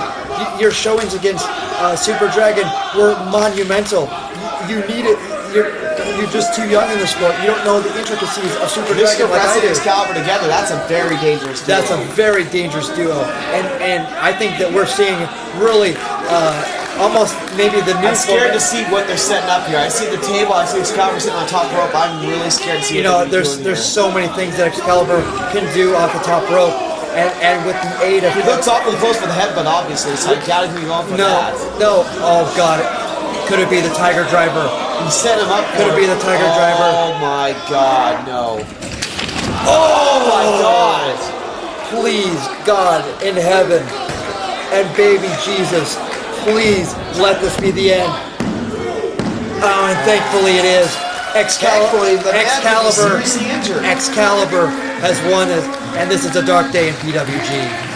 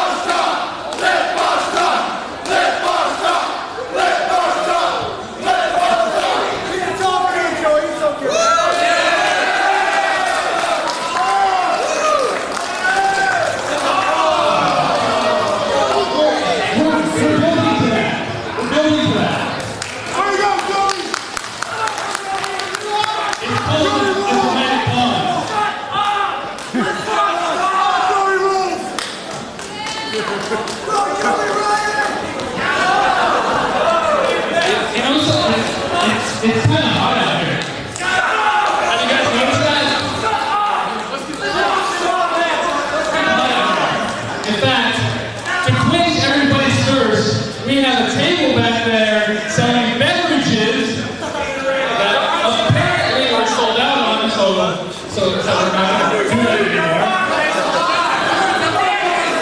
Hearing Boston would be refreshing! Hey, yo! Your girlfriend likes what she sees. She's loving her look.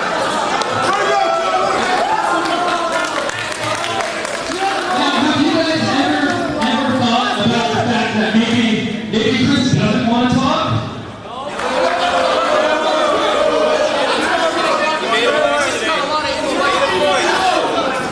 I mean, how selfish are you guys? You are asking a lot of this man. What if he's not in the mood to talk?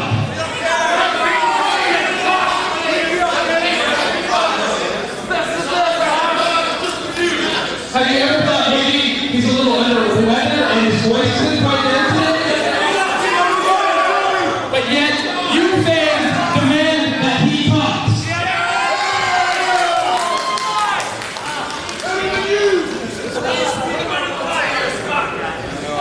Well, you know,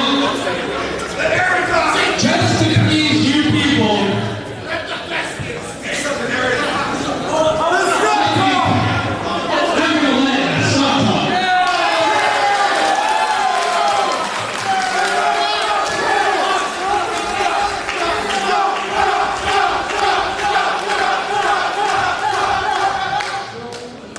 okay, I'm gonna talk now.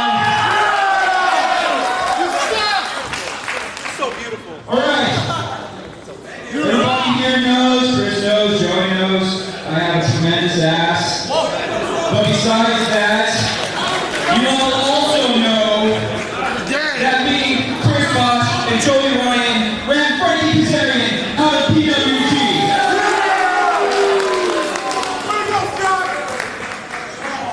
And Frankie, if you're watching, after 6 months and the WWE releases you, you can come back and have your ass served to you one more time.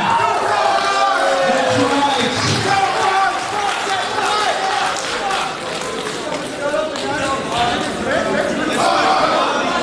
Well, they kind of just said one rush my program, didn't it? All right. Keep talking, Scott! Moving on! Now, you guys have already seen a guerrilla warfare match between Super Dragon and Excalibur, so that leaves us wondering, who are we wrestling now? You shut up! You are stupid and you smell funny!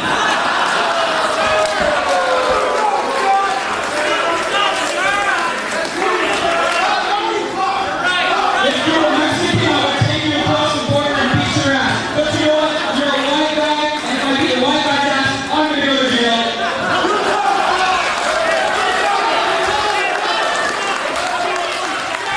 Get the truth, God, on the truth.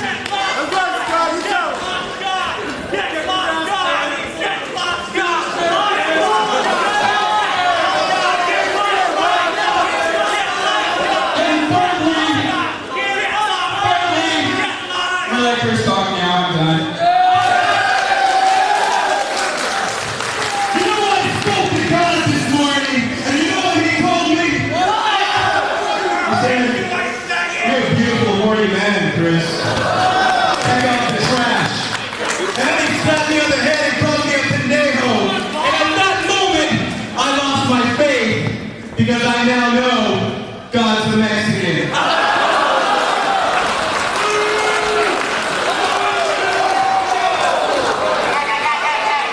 Now moving on. As you all know, today is the release date of my new DVD, Lion Con. Buy one. It's a great gift for the family. Buy your Mexican cousin's newborn baby. I mean, it's a great gift. Masturbation galore. Now I've heard some things going around about the Bosch World Order.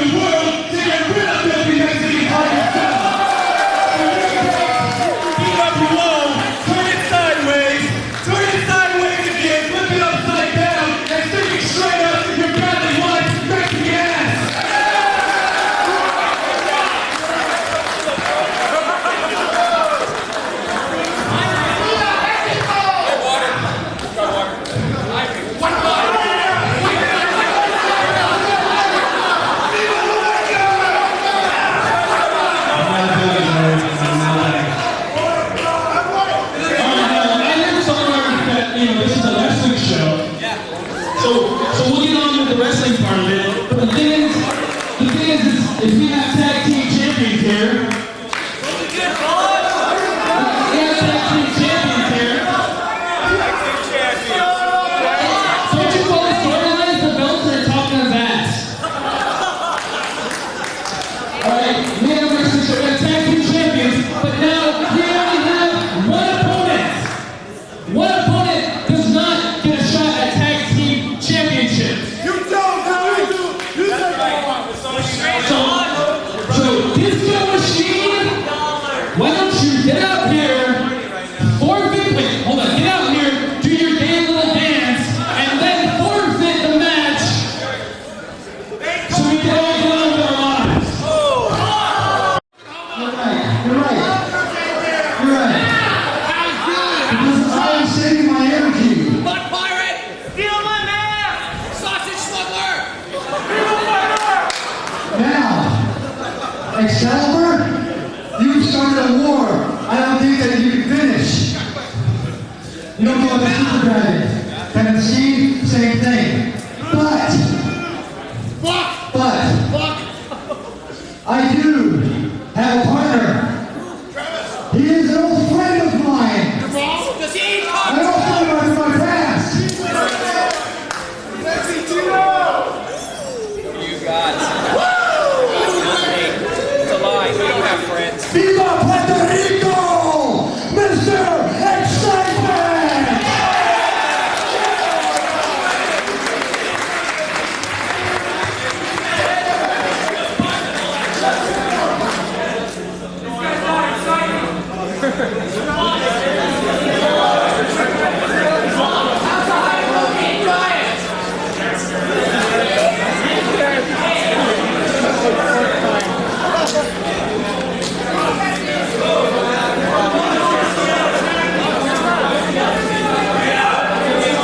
You don't need music.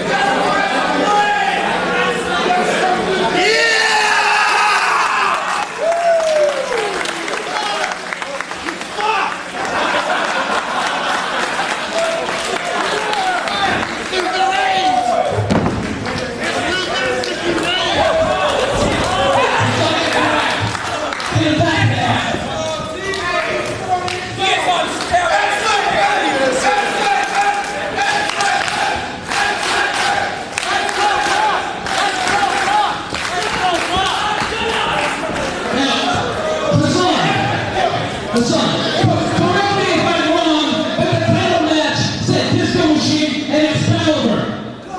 This is not what is on the contract. No, this is not going to happen. We're not defending the tag belt. This is not going to be for the title. You know, last time I checked, you better look at all the steam. Why everyone wants to see it. Breastfeeding you, huh? Chest hair, baby. Chest hair. Yes, you do, You know, last time I checked, this was PWG, and PWG, I made the decision.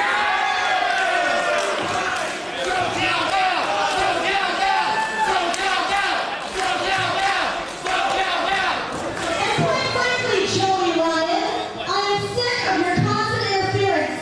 Hey, listen, Joey. This match is going to happen, and it is going to be for the tag team titles. And this match is going to happen right now.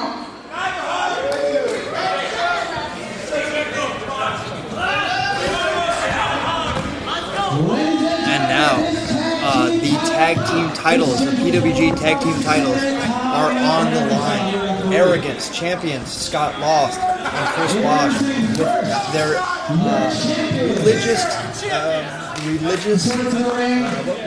scallywag.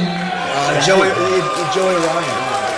He's One of your business partners. one of my business partners, but he's taken the path of Christ, which we think would be an honorable and a fruitful one. But he's deciding to hang out with Boston Nets. Yes. They're the champions, and we used to call people like that jock snippers. We used to people that want to hang around with athletes. And I mean, look at he's not wrestling on the show this evening. sorry. What else could he be? Yeah, well, I guess that's the way you're going to get on the show. He took the flip pile driver from Pete Williams. Yes, at the All-Star and Weekend. he has had his concussion problem. Maybe that's why he took the show off. That's right. Now, obviously, you had a couple tricks up your sleeve tonight. Well, obviously, this wasn't a planned thing. Right. I was left without a partner because Excalibur was supposed to be in this match with myself. This was supposed to be a shot for the tag team title. That's very, that's very kind of. I think it's kind of odd that he would pick this night to mastermind his plan when actually his plan of being opening matches. Yet this match is a higher position in the card than his match with Dragon. It's kind of odd. Yeah, it was, and actually, it's just I was really surprised. Yeah, and Mr. Excitement, who actually had a retirement match. Yes. I didn't have a retirement match, but I also retired at one point too. Yeah, my retirement lasts longer than both you guys. Well, that's it. I'm proud to say. Well, this business gets in you, and you really want to do it. Now, shades of Bill Mascaras. Yes. But Chris Bosch. Super Mil. That's right, and Chris Bosch a little bit too fast for that. But Mr. Excitement, who is one of my good friends, actually had a retirement match with Super Dragon and Revolution Pro Wrestling in December. Actually had his stuff, and I said, man, I am without a tag partner. I have possibly the biggest match in PWG I've ever had in my life. Yeah, I would say it is. This is your first chance going for a title, really. Going for the title. Besides the tournament, where you unfortunately lost Adam Pearce. That's right. Who made it all the way to what? Joey Ryan actually beat him. Yes, in the second round, That's actually. Right. That's right. In the semifinals. But Adam is a former Golden Girl champion. That's so right. If not, if they got to lose to, that's a guy to lose to. Now, this was a very interesting moment in the match. I feel a like lull in the action. Yeah, well, it's Chris Bosch and his arrogance, and now we're just trash talking. He gave me a shoulder tackle, and now we're just trash talking. Much like Gary Payton would do.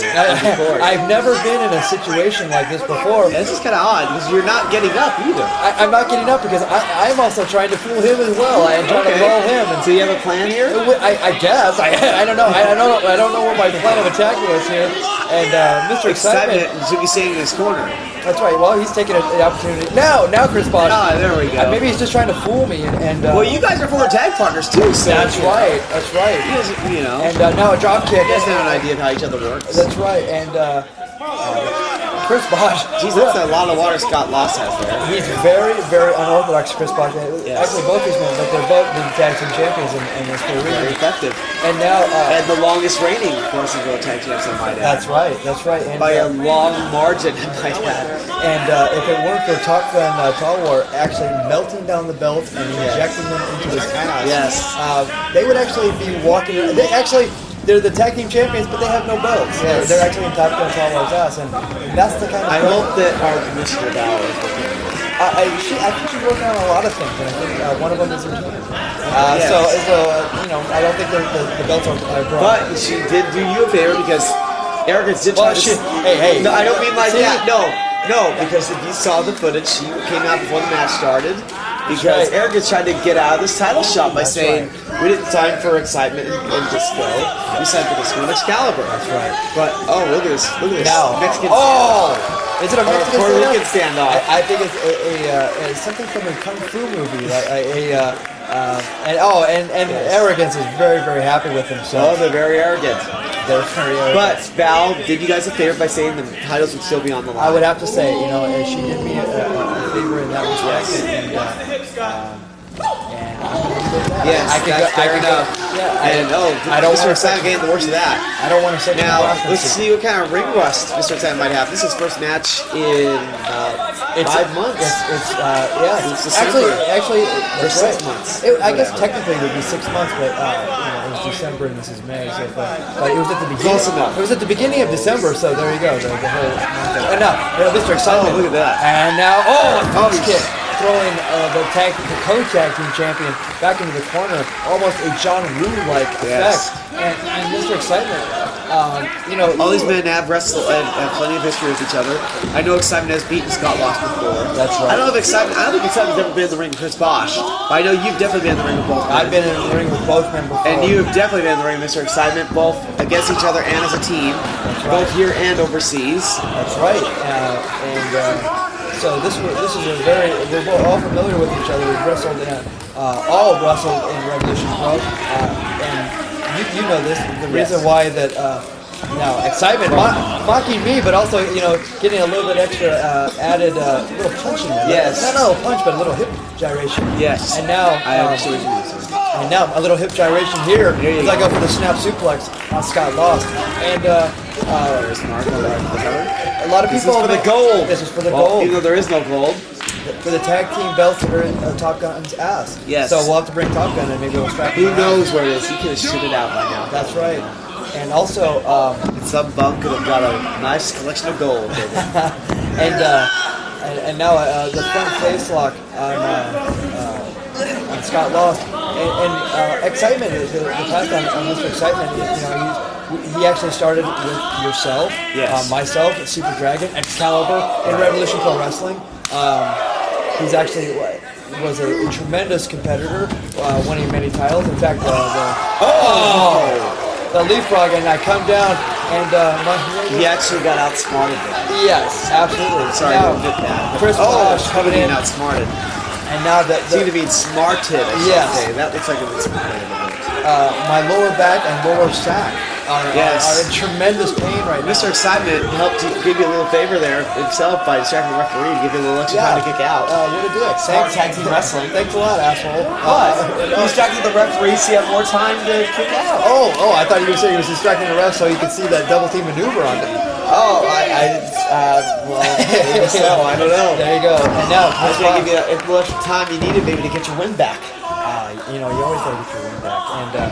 And now the perfect flex coming up. I never understand why they count the pin on this when my shoulders are clearly up. But I think that's just a logistics thing. Why don't you bring that up with the commission? I will bring SoCal You out. should. We'll have a closed door meeting on that. Yes. And now wrenching the knee into my back, Which you twisting the arm, got. and now biting my head and ear, which was not too fun. I have to say I was in a bit of pain here, and Aaron He's getting a Hassan. bite of the hair gel that you got. Aaron Hassan's doing jazz hands to me, which I have to really. I didn't. I don't know what the hell that's all about. Look, his hands shaking. That's like okay. crazy. It's okay. Maybe trying to summon the spirit of my musical background. Or maybe he has Tourette's like Chris Jackson. Chris Jackson. Mahmoud Abdul-Wahab. That's right. Oh, and a I don't fist mean jump. Mr. Fantastic Chris Jackson. If you're watching, my apologies. That'll be you. All right, that got over to one person. Exactly. That's fine. I think Chris Jackson was that person. And now Scott Lost being tagged in. Now Arrogance is very, very smart. They're cunning. Yes. They're methodical. Very much so for a team that's only been together, I mean, what, 5 or 6 months, I believe. And this team, And they are undefeated, obviously. they're the undefeated. champs. They're undefeated. They have the spiritual guidance of. Oh, wait. What? Whoa. Wow, Chris Bosh. I thought my little sentence there. I was like, wait a minute, aren't they a team? Chris Bosh really firing up. Yeah, he And is. now the suplex. Oh, almost a brainbuster type Chris maneuver. Bosh, is really riled up because not only was this match going on, it was the release of his DVD. Oh, that's true. Lion Cock or Bosch Sports. Bosh Sport as Two well. different tiles, 2 different covers. I believe right. it's all the same material, but that is available. A tale of one man and 2 balls, or who? And a cock and 2 There you go, balls. whatever. Unfortunately, I don't know the website that's available on. All right, what's the plug? Who's paying you for this stuff? Unbelievable. I don't know the website, so it's not plugged. This is Pro Wrestling Gorilla, not Lion Cock or whatever the hell. Hey, he's a star in Pro Wrestling Gorilla. No, He's he's a not. Oh, champion. how dare you? He's a champion in Pro Wrestling Gorilla. I'm in this match and you're not calling it. I just took a wonderful maneuver where Well, it's not wonderful because you're taking it. No, I took a wonderful maneuver that just screwed up my back. You're stepping all over me, Kyle. Jeez. This is unbelievable. You're trying to plug stuff and unbelievable. Well, anyway, Scott Lost now putting the elbow. They're really working over my back, and a lot of people think that it's really retarded that we call our own matches. But I say to them, fuck you. I have to say, no one else is gonna do this commentary as good. You don't want me doing this by myself. That's right. And you know what? I can barely do it with you this though. Excalibur, I'm sorry. I'm not sure if you quit or if you fired yourself or what your position is in the commentary. I know that the fans want you back, but it's going to be a very strained relationship. Yes. And now Chris Bosh flipping over, and does the sunset flip, but gets those knees up to my back. They're really working over my back. And now both legs hook, and my back is really worse for wear. And Chris Bosh now tagging in. They've cut the ring in half on me, and I have to say that. Unfortunately, there's not much you can do about it right now. No, like I said, this is one of my biggest matches in Pro Wrestling Gorilla, and now that's what I figured out. That's your second win right here. My second win. Oh, and an enziguri kick. It's smart that you land on your front, not on your back. That's right. Can you get that tag? Look at Mr. Excitement. He's over there. He's ready for that tag. Mr. Excitement's ready and waiting. Woozy there, but you got it. I did get it. Casa de Fuego. That's right. Oh, big elbow by Mr. Excitement. He is excitement. Is this the Fuerza Brutal? It is. The Fuerza Brutal. And now the knees. And he's the big kick to Chris Bosh. This is what he wanted. He wanted to wrestle Chris Bosh and show that arrogant son of a bitch what he can do. He's been Mr. Excitement has been watching, and now he puts both knees down. The elbow, now the jumping elbow, and now we've seen this many times from Mr. Excitement. The hanging elbow. Now he's pinning both members of Arrogance. Wouldn't this be a coup to win the tag team titles like that? And now that's very difficult to do.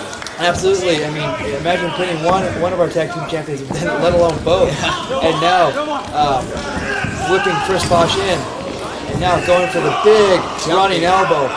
And now whipping him in again to the other side, pillar to post, as it were. Yes. Mr. Excitement ready to go. Yeah, but telegraphed that one. He gets caught. He did. And now Scott Lost takes him, puts him in the middle row. Very precarious position here. That's right. And Scott Lost, this is tag team precision. Oh my goodness. The Superman dive. And now the rolling. The Van Dam right to the nards. And earlier, I took one of the sack. Now Mr. Excitement takes one of the sack. We're literally taking two for the team.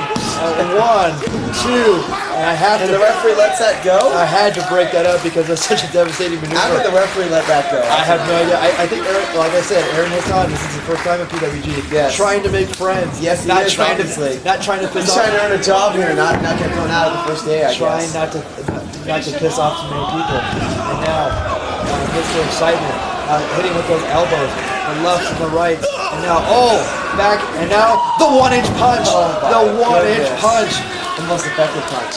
The most effective punch. And Chris Bosh has me on the outside with a neck cravat that's spinning. You'll remember more than I do because I don't see it here. That's 1, right. 2. 2.5. That spinning butterfly-like kick.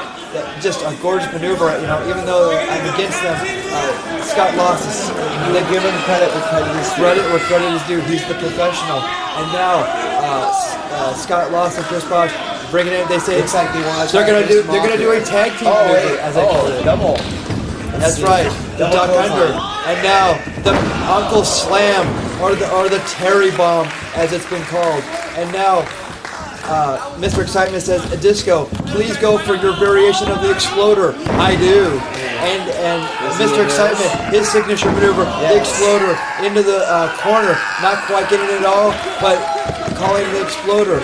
Could this be the tag team title change? Let's see. Aaron Hassan gets out 1, 2, counter 2. Well, that was close. Maybe Mr. Excitement should have hooked both legs on that instead of going for the count. But that's okay. He's my partner, and I gotta trust his judgment on that. Yes. Now, Mr. Excitement taking Scott Lost in the corner, tagging me in, and we're gonna put the boots to Scott Lost here. You gotta try. I think it's the time. He's right. He's right for the picking after taking that Exploder to the ropes, but reverse. Maybe Going for the line. Go for the backslide. No. Very nice. Pyramid driver. Pyramid pile driver. Oh, my goodness. That's there it is. It. Oh, please be it. Please be it. Tag team 1, 2. Oh. But there's the tag. Knew what was about to happen. That's right. But that's why they're the champs. Mr. Excitement. The chops. The tender-like chops. Oh. Actually, the Kobashi. I am mistaken. Kobashi. And now the backdrop driver. And now, Chris, luckily for him, gets the outside. Luckily for him. Now it's 2-on-1 on Scott, possibly. That's right.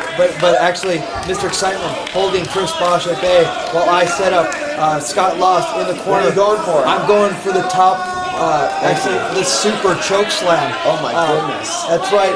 And Scott lost. Yes! Oh I my hit it. gosh, on the leg. That too. has to be it. If I could just cover him. Let's see. You got the cover. 1, 2. Oh! What the? What's that? Hey, wait a minute. But that asshole, Joey Ryan. Now, wait. Not only did he fall out, he hit him too. He hit the He ref. pulled the referee out, but he hit him too.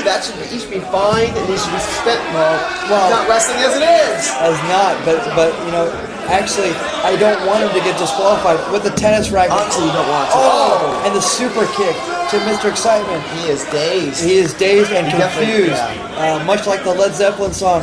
And now, I don't know where the referee is. I've got a million count on Scott Lost. I should have won the tag team titles a long time ago. Obviously, yeah. This match was yours. This match was mine for the Now taking. you gotta try to keep him. And now, keep him at bay smacking here. Scott Lost.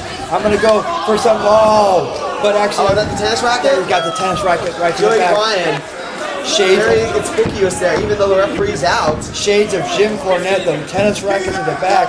And now, And he's even in the ring? with the referee incapacitated. Joey Ryan now for the Hart Foundation clothesline, Possibly, but to yes. the knee. Oh, Ridiculous.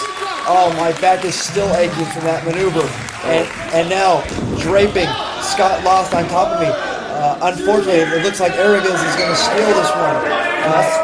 Where is the referee? Luckily, Joey the Ryan referee's gets not there. inside. 1, 2. Count of 2. Oh, count of 2. Oh.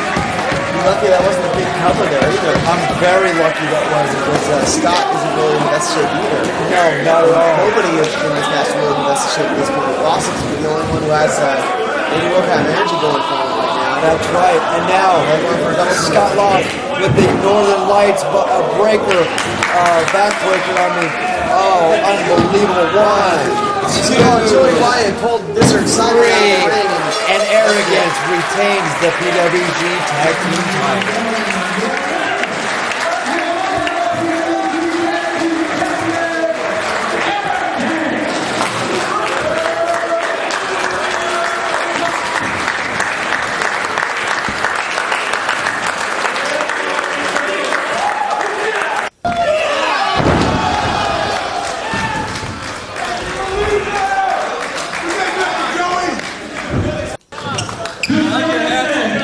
You're not so exciting now.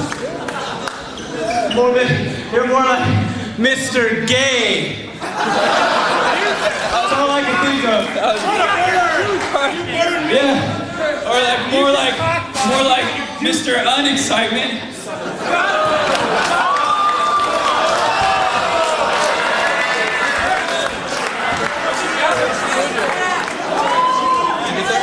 Hey, you're just oh shit. That's right. Fuck this.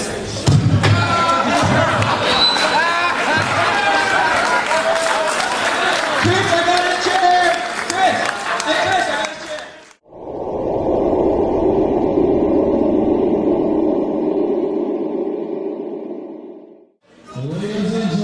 And now, the main event, Jason Takes PWG, title versus title. The X Division title held by Christopher Daniels versus AJ Styles and his newly won PWG Championship.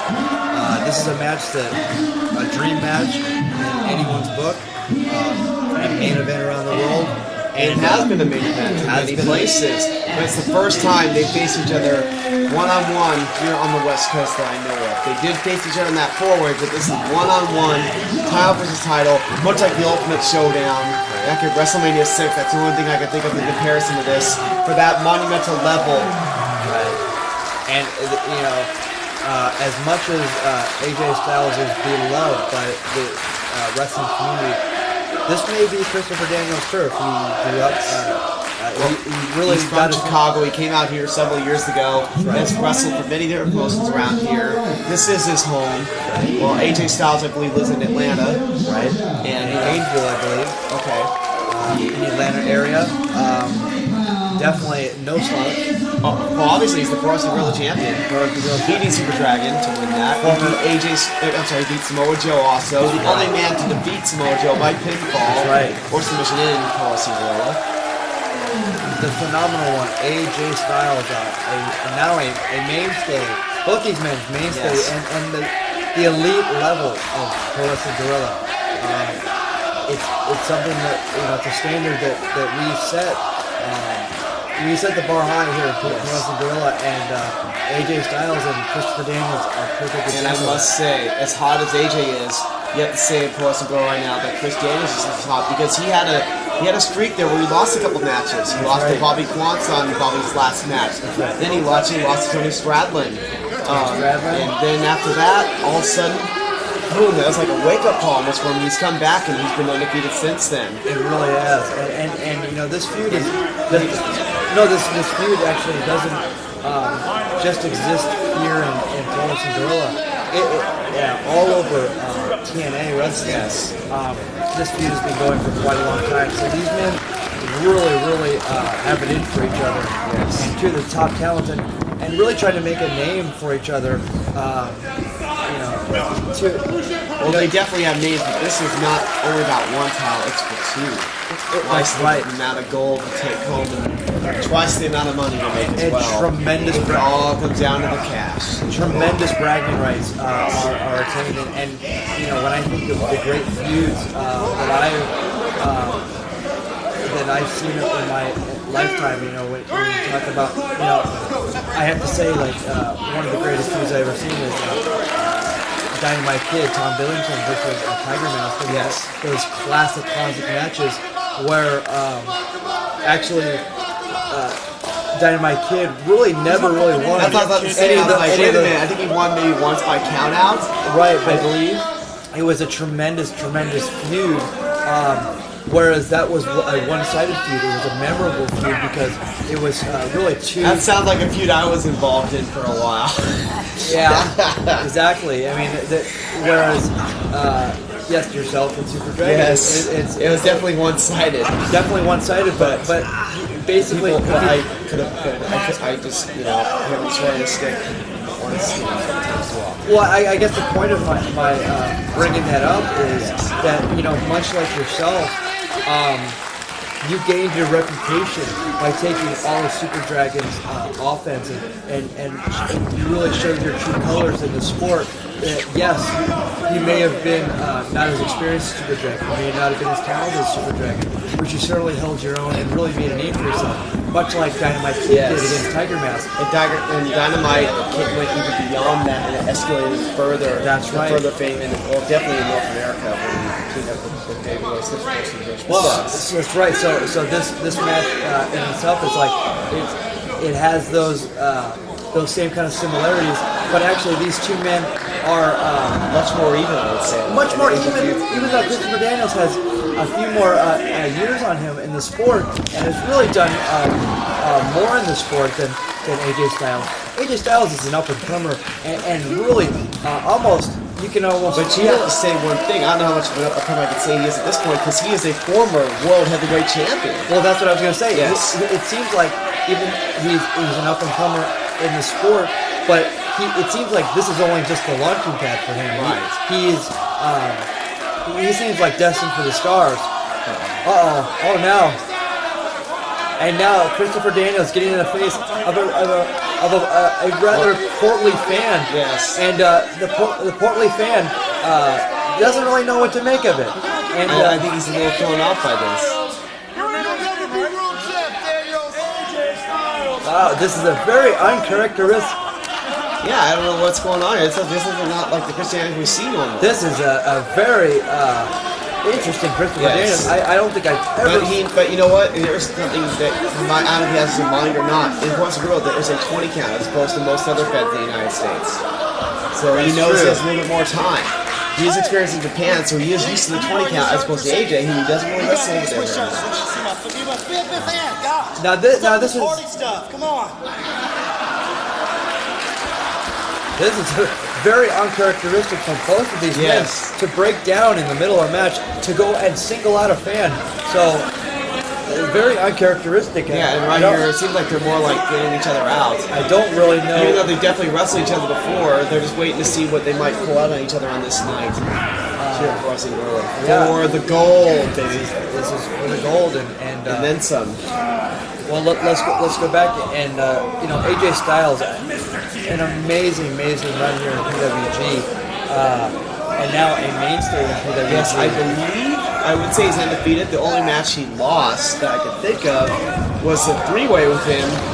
Well, there's two matches he lost, but he wasn't pinned himself. That's right. He was in a three-way with Frankie Kazarian, the then champion, and Chris Daniels. Right. And are you actually prepared to walk, I believe?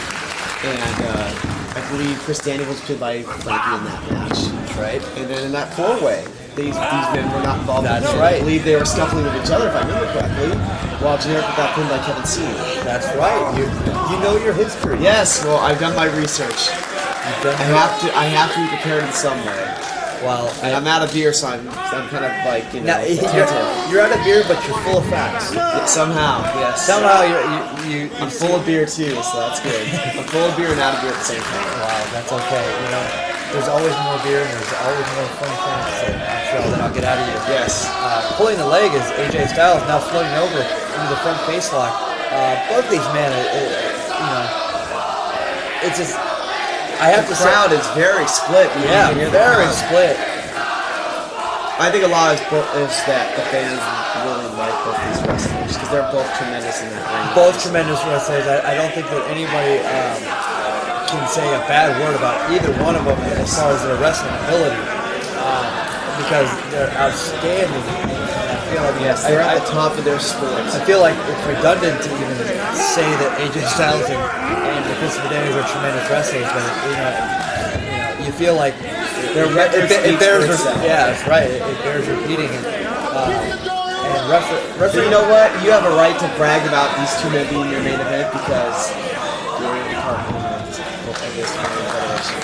Well, I'd like to say that it's a team effort and AJ Styles. But the team seems a little bit, you know, fragmented right now. I have to say, it does, even more so than usual.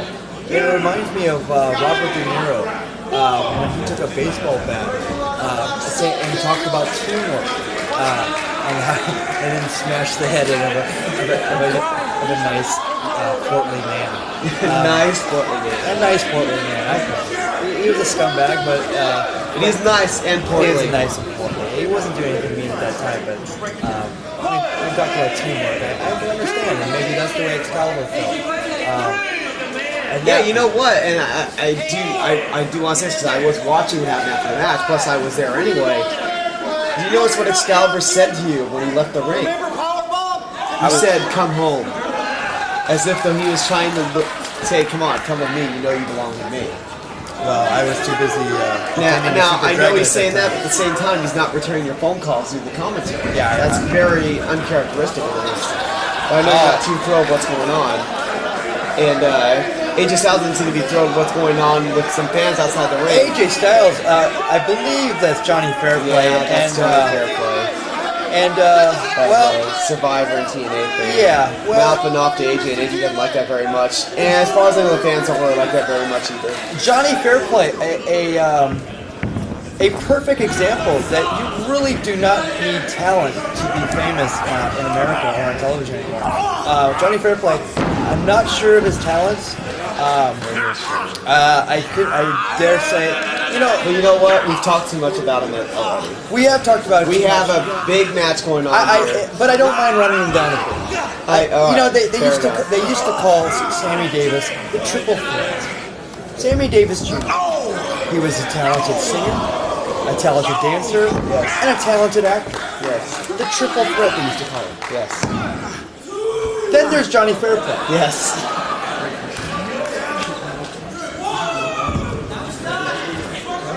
So anyway, Christopher Daniels has the advantage. And now a beautiful bridge by AJ Styles. Keeping those shoulders off the mat. Keeping those shoulders off the mat. Might I go back to Johnny Fairplay one part? Also in wrestling. Yes. And which proves that you don't need talent to be a star in wrestling either. Yeah. But these two men prove because of But this shows where talent can get you. that shows where talent will get you. The main event of Poes and Gorilla, Which is the best place to be a main event. title versus title, and Christopher Daniels now in the leg lock of AJ Styles. This has been a textbook classic wrestling match at this point, and I think I said it last time. Referee Rick Knox, a bald man. Yes, and I brought up the possible notion that he might be in favor of Christopher Daniels winning this match with it because they're both. I've heard you make a lot of possibilities about him having a favorite from Triple H. That's right. I heard you say it towards the Cubans, saying he's possibly Cuban. That's right. And plus, Ricky is bald, mind you. That's right. So it might be double. And Rocky's hair is very short, although not bald. Yes. So we'll see how that plays out during this match. We will. We will. And so far, he's being very subtle about it. That's right. And if he, I asked Rick Knox about that. Yes. I said, I'm gonna call it right straight down the middle, but I think he's a bald face liar. All right. Thank you. Well, you're at least half right. And now, AJ Still Styles. has that head scissors on him. Yeah, he's really. He's looking at. It looks like Daniel's looking to position himself to possibly escape from this. Shots to the back. That's not helping him trying to escape.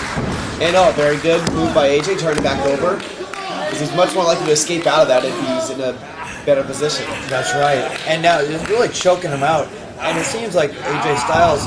Oh, wow. Nice counter, but he's still in the hold, though, at the same time. So they're both hurting each other here. Who's going to let go first? AJ let go first. That was very, very, very. I have never seen that counter. And it just shows how much talent that Christopher Daniels has.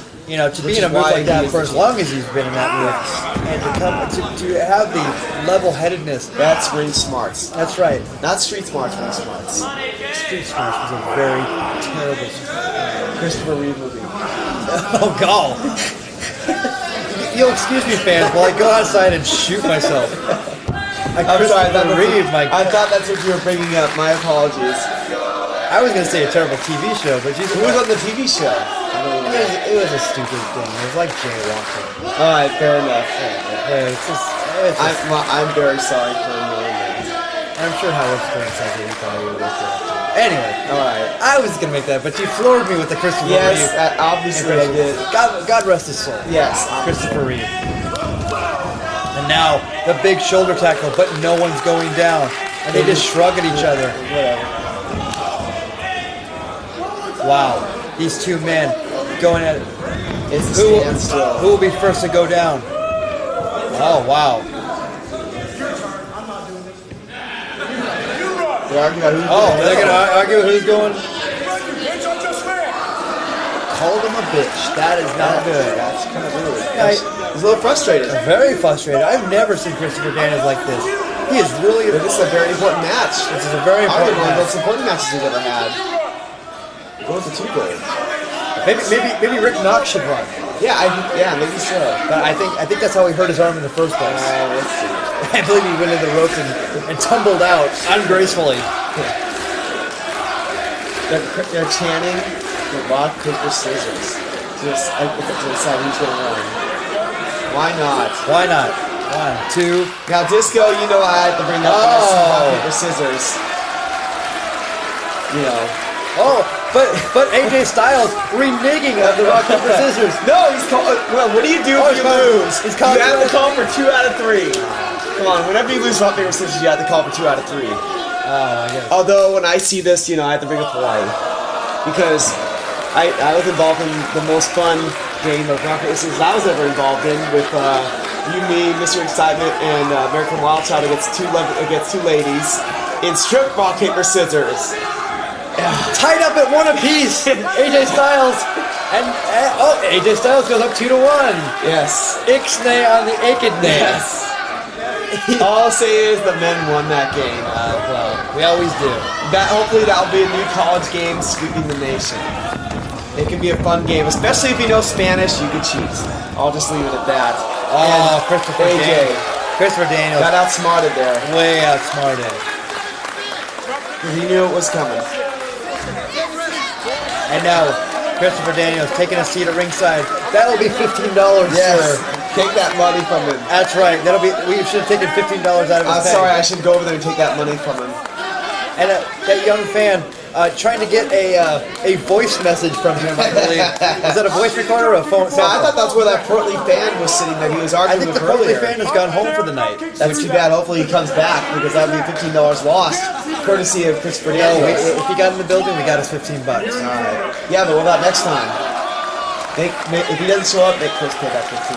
Chris owes us $15. Yes, per show. If that fan does not come back. That's right. That's a self-imposed fine that we will get. Yes.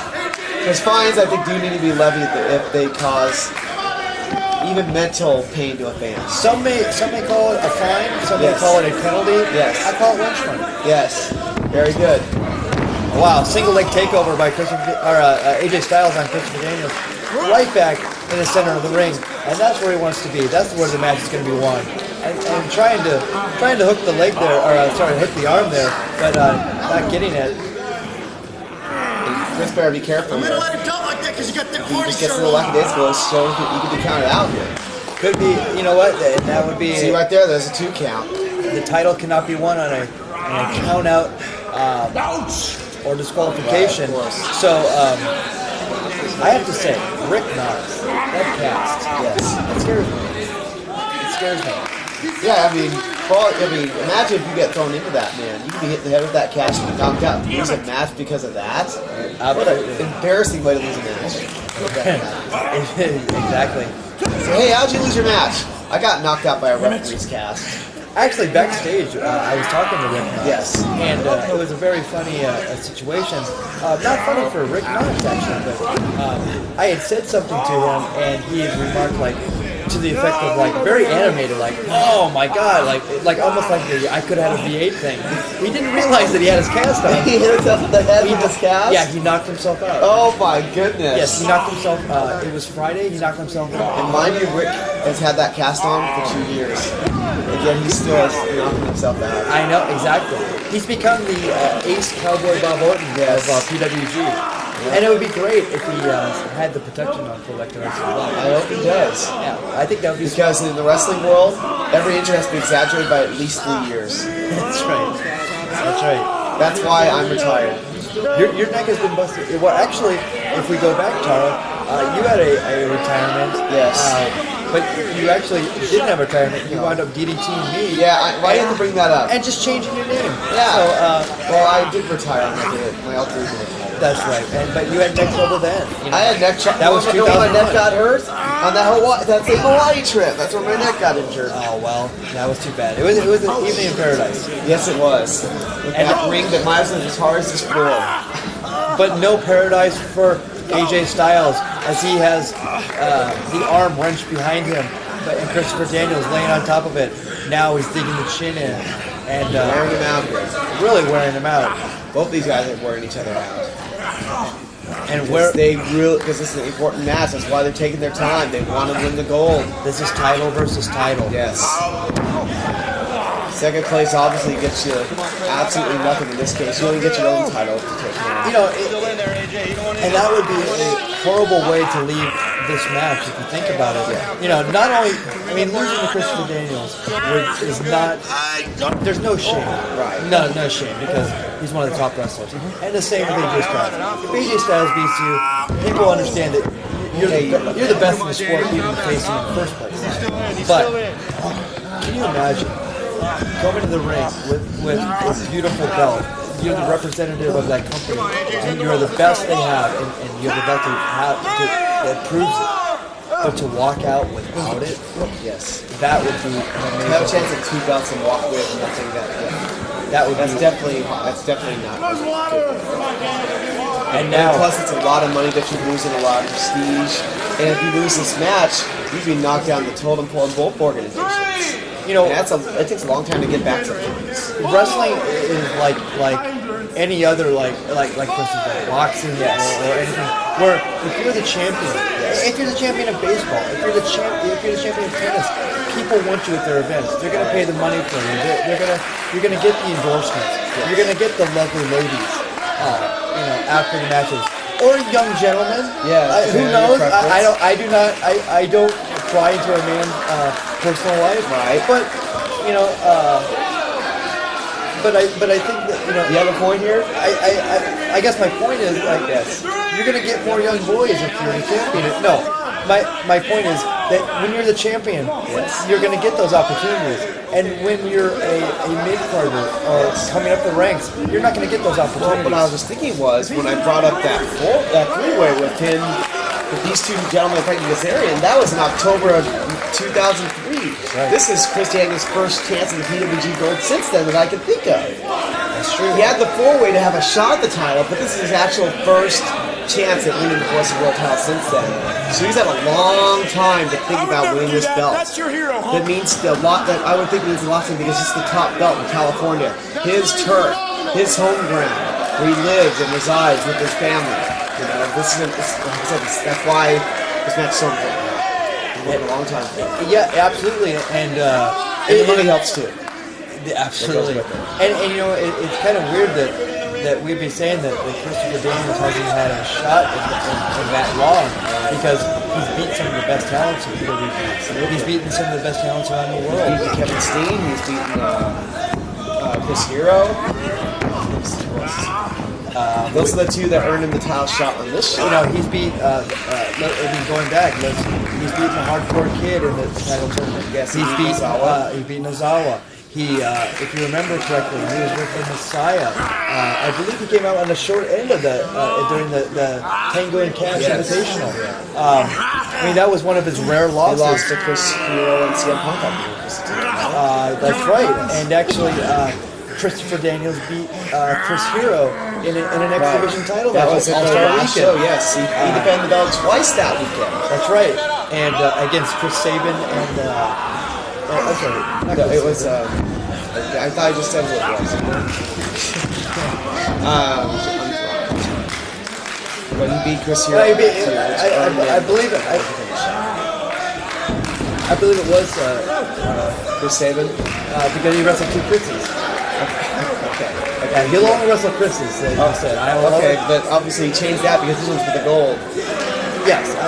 So please note if you want to be if Chris Daniels win this match, change your first name to I'm Chris. sorry. It was not Chris Sabin. I'm completely wrong. I know who was it because it's escaping my. Alex Sheldon. Okay, you are very correct. Alex Sheldon. Thanks, you just ruined my whole thing. I'm sure people were yelling at Yes, me. I'm sure they're yelling at us. Yes. Sorry, we don't have our trusty computer here at the website handy. We usually do, but it's being used elsewhere. At Pro Wrestling Gorilla, we don't like to sweat the details. I believe that Chris Daniels wrestled the Hunky Tonk Man and George Steele, and those were great matches. They were not televised, but Unfortunately, they were he did wrestle them. And like I said, we don't sweat the details, but we like to give you. Have you ever wrestled either of these men? You know what? I have never been in a match, but actually, if you remember correctly, on one of my last days of PWG commissionership, I actually set up a match that had AJ Styles. Yes, the Chris- four-way. That's right, the four-way match. That's right. So That's closer than I've ever been in Yeah. either of these men. Yeah. I've been in a locking room. yeah, I mean, That's as far as I've ever gone. the closest I've ever been to the ring is when Chris was standing in the ring, and I said that AJ was going to be next. So I was like, that was close. That's much closer than I've been. But I had dinner with AJ, I talked to AJ. and he's a very lovely man, and He gave me some tips on wrestling. he did. Yes. Did you tell him that you don't wrestle anymore? You lied to him. I was still you wrestling. lied to him. It was after the first Force and Rules show. I It was see. when I was still wrestling. All right. He gave me some tips, and obviously I must not listen very well because I ended up losing my mask. Lost my mask. I was gonna say, retired as a result. if you ask him for wrestling tips and you're still wrestling, you sir, will be thrown out of the building. All right. Okay. That's like if I, going up to, let's say, one of the guys that I work out with at the gym is Jose Canseco. Yes. And this is a shoot. Jose Canseco works out at my Yes, gym. this is very true. That is like me going up there and saying, Mr. Canseco, You're a fantastic. You are a former. No, AJ gave me tips. That's what I'm saying. Okay, I'm saying. You make it sound like I gave AJ tips. No. Okay, I'm sorry. I would go up to Jose Canseco and I say, Jose, I'm a baseball player. Would you please give me some tips on baseball? Even though I'm not a baseball player. And that would be ridiculous. Okay, I got you. Okay, so AJ, of his own free will, came up to me and talked to me about a match and said what I could have performed better. Really? Yes. And that was my encounter with AJ. Gotcha. And I'm a much better man for it. Would that have been the debut show? Yes, it was. And you wrestled Baby Slim? Yes. And beat him.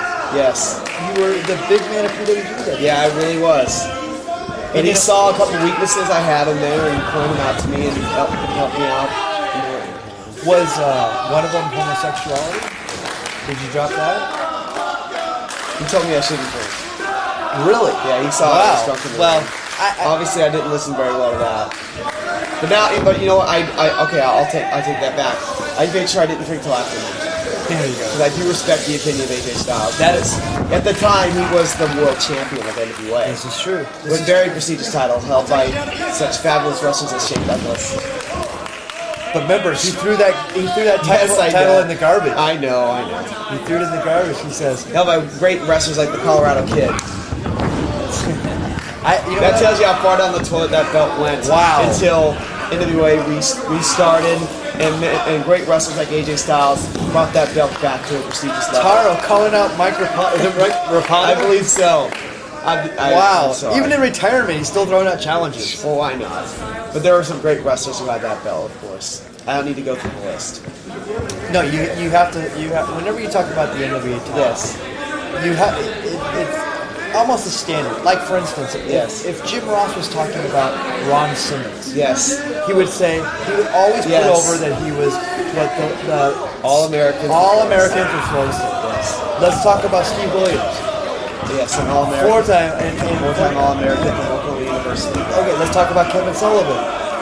Four-time All-American in 2 sports. Or something like that. He was like a bodybuilder or something like that, which you would never believe by looking at him. Jim Ross always would put that over. So, much like the NWA title, you have to give the history along with the belt. Even though everyone knows Ric Flair held that belt about 12 times or whatever it was. But you have to go all the way back to Frank Gotch.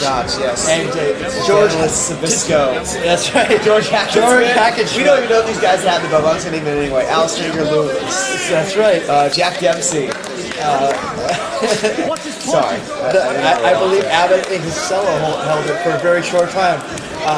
Bronco Nagurski, former football player. Bronco Nagurski. Hall of Famer, Hall of Famer from the Chicago Bears. Now if we lost our entire audience, I can bring up a couple names people notice here, like Harley Race, who was in this fine comic book I was looking at earlier, wrestling Mil Mascaras. Oh my God, can you imagine a match between Mil Mascaras and Harley Race? I looked through the comic book.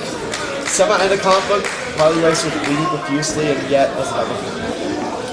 But let's get back to this title match. The NWA title and the Force Gorilla Championship.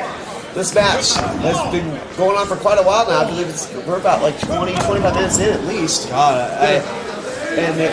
both these guys are. Looks like they're not feeling too much of the effects of it yet, but Chris Daniels has the advantage right now on AJ.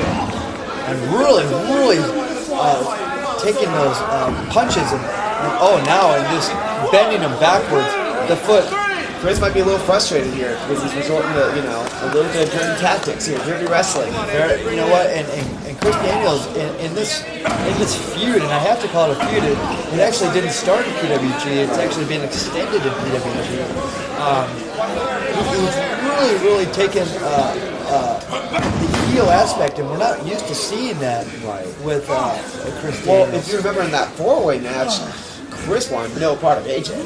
He actually wanted no part of AJ. So that might be why he might feel that AJ might be able to get the best of him, and it's frustrating, and that's why he's resorting to these tactics. That's right. And now the fans are more in a hushed silence, really, watching the methodical. Oh, I'll tell you what, it's about 110 in that building. Well, you know what? We like to say that. It's 100 degrees in there before you even go in. Oh yeah. And I'm not saying that because it's a very warm building. It's just to say that Pro Wrestling Guerrilla is that good. It is. Okay. But then you add those two Wow, ingredients that- together, I and then could you run go out of further. water by the time this match started. And people are, you know, I'm always seeing people call it the desert. Imagine a desert, imagine that oasis, if you will. People think that Southern California is beaches and sunshine and Yes. cool breezes and beach boy. Well, let's weather. invite him to a Pro Wrestling Gorilla show Come in to a July. Pro Wrestling Gorilla, and you'll think that you're in a sweat chamber Yes. in Juarez. Yes. It's Not that you've been to Juarez, but you know, you can imagine it like that. I mean, The crowd wants AJ to come back. He said, "Oh, it's like Mexico without the snow. That's what it feels like. and you would know you were in that ring earlier this evening." I was part of making that smell. Actually, maybe it started smelling. Okay, I didn't. But and actually, we have to pay a cleaning fee, which is actually they deodor the JCC. So we actually have a built-in fee. Well, it's a very fine facility. Yes, we pay $100 for that, and actually all they do is go buy those little things to plug in, the little air fresheners.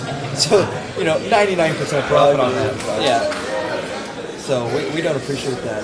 No, I saw AJ think he was taking off that tape. I thought he might maybe use that as a weapon. Chris Daniels taking Oh, off. he doesn't have to. You can choke him off his leg. That's right. Can't put him over those ropes. Adding all that leverage of his weight. And AJ looks like he's gasping for air, which obviously is a sign of deep trouble here for AJ. Chris might have to capitalize on this and try to win that gold, or win both golds, I should say. Keep his and take another. Oh, now. AJ had a second there to come back. Here he comes. He's got that second win.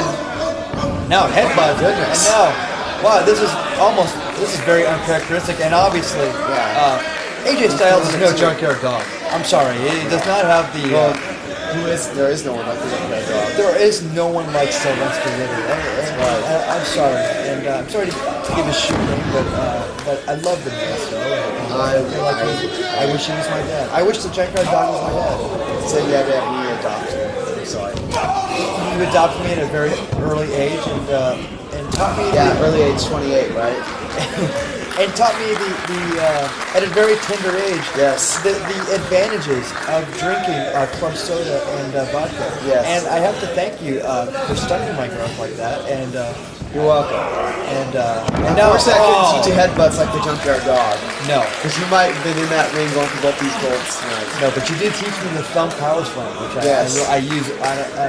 But actually, I snap it over a bit. Yes. You had that little thump to it. if you That's will. right. Because my rump is not as big as that thumb. Yes. It's true. Big body slam by AJ Styles. Oops. And now AJ Styles really methodical now in his approach to Yes, Chris he is. Daniels. You gotta realize he was taking some abuse there, so while he's doing this, he's trying to get his win back, too. And the longer this match goes, I really don't know who to say who it's in favor of. The only reason why I would maybe favor Christopher Daniels is because, he lives in Southern California. Although he didn't have to travel, AJ had to travel. But remember, AJ is from the South, where it gets to be about 100 degrees during the summer, plus 100% humidity, where it just feels like hell. Right. And he lives in that, supposed to be in there for, of course, the wrestling match. But if you've ever seen AJ Styles, AJ Styles lives in the lap of luxury. Yes. He's a huge star. I believe he was on a version. I think it was on the Country Music Channel. It was a country version of Pimp My Ride, and he was actually he Are you serious? No, not at all. Okay. Boy, you really know how to. We really play well together here, folks. Yes, we do. Yeah, we are. Why did it say no? We're like Laurel and Hardy here. We really play off each other, and So what happened on CMT? he actually got a new Chevy truck, and good. he took it to the country version of Pimp My Ride, which is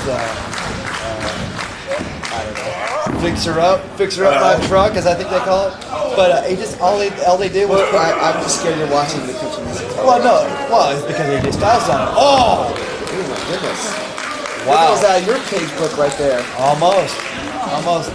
And I believe that they just put a new gun around it. It took them a half hour to do it.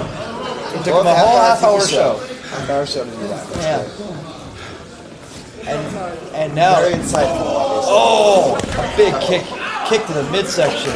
Not good And news. that's smart to get a baiting. I'd say you got in a longer match like this where it's gone a while, you gotta get that win out of him because you can't believe you're not gonna be able to go on. People, the fans encouraging Chris Daniels to get back in the ring, but you know, after they've been in the ring this long, Right. I have to say it's been over a half hour at this point, or close to it. I think so. Just not so much. This hasn't been so much a grueling Watch match out. as a methodical. I think he's calling for the fans to move out of the way. He's setting Christopher Daniels up. Where is this going? And, Oh! my goodness. Sliding kick. Sliding drop kick. Sliding drop kick, and now Christopher Daniels on the outside. This seems to only extend this match. Remember a 20 count on the outside the ring here in PWG, and now, We saw what those pads did to Hero Tornado in the first match. knocked him out. Yes. I mean, it's a very thin padding because I think that Well, it's covering those very hard walls. the walls The are walls are gonna destroy you before you destroy it. but the JCC is so old and decrepit. Yes. That those those mats are not soft. They've actually crystallized, and they're almost petrified at this point. And well, luckily those pads are on there because no Christopher Daniels even went through that wall. That's right. he might have been in Chinatown. Yes. He might have been in Chinatown after that one, down on Yes. Sunset Boulevard. That's With all the right. hookers and the transvestites and the drug users. That's right. And there's nothing that you want to see that a destitute woman who will do anything, a lady of the night, who will come out and sell her body for drugs, sell her body for food, to feed her children. Do you hear me? Do you hear me, baby? And the ladies of the night coming out, showing their boobies, and coming out and with their tank tops and mini skirts, and saying, "Excuse me, sir, would you like a lap dance? Would you like to party with me? Would you? Because I need that money. I need to feed my children, and I like to use my mouth. I will use my mouth." And then they just get arrested because they give the code word. Yeah, it's an undercover mouth. We're all delirious at this point. Yes, we are. PWG commentary. Obviously. Feel Right free. now, Steve Delirious, that's where AJ can be putting Christopher Daniels at this point with that variation of the camel clutch.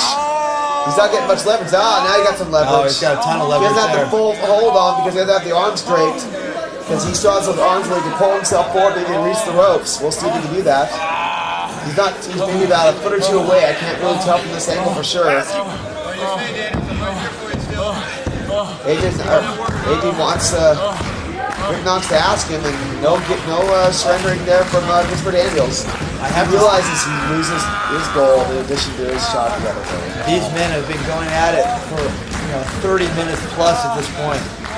Just an incredible match. This man is showing a lot by being able to do this. I don't know. It's really. I mean, not just going this long with anybody. You're going with one of the best. These are two of the best in the world here. That's right. Which is why they're in the main event, of course, in the world. And Chris Daniels gets to the rope, and I don't know what more AJ Styles can do to Christopher Daniels to wear him down. It seems like he's been wearing him down, and I can't believe that these two men are actually going to get to their feet. And what's this going to be? Could this be a super? Not sure. Looks like it. Not sure if he's going to have the strength to get him up.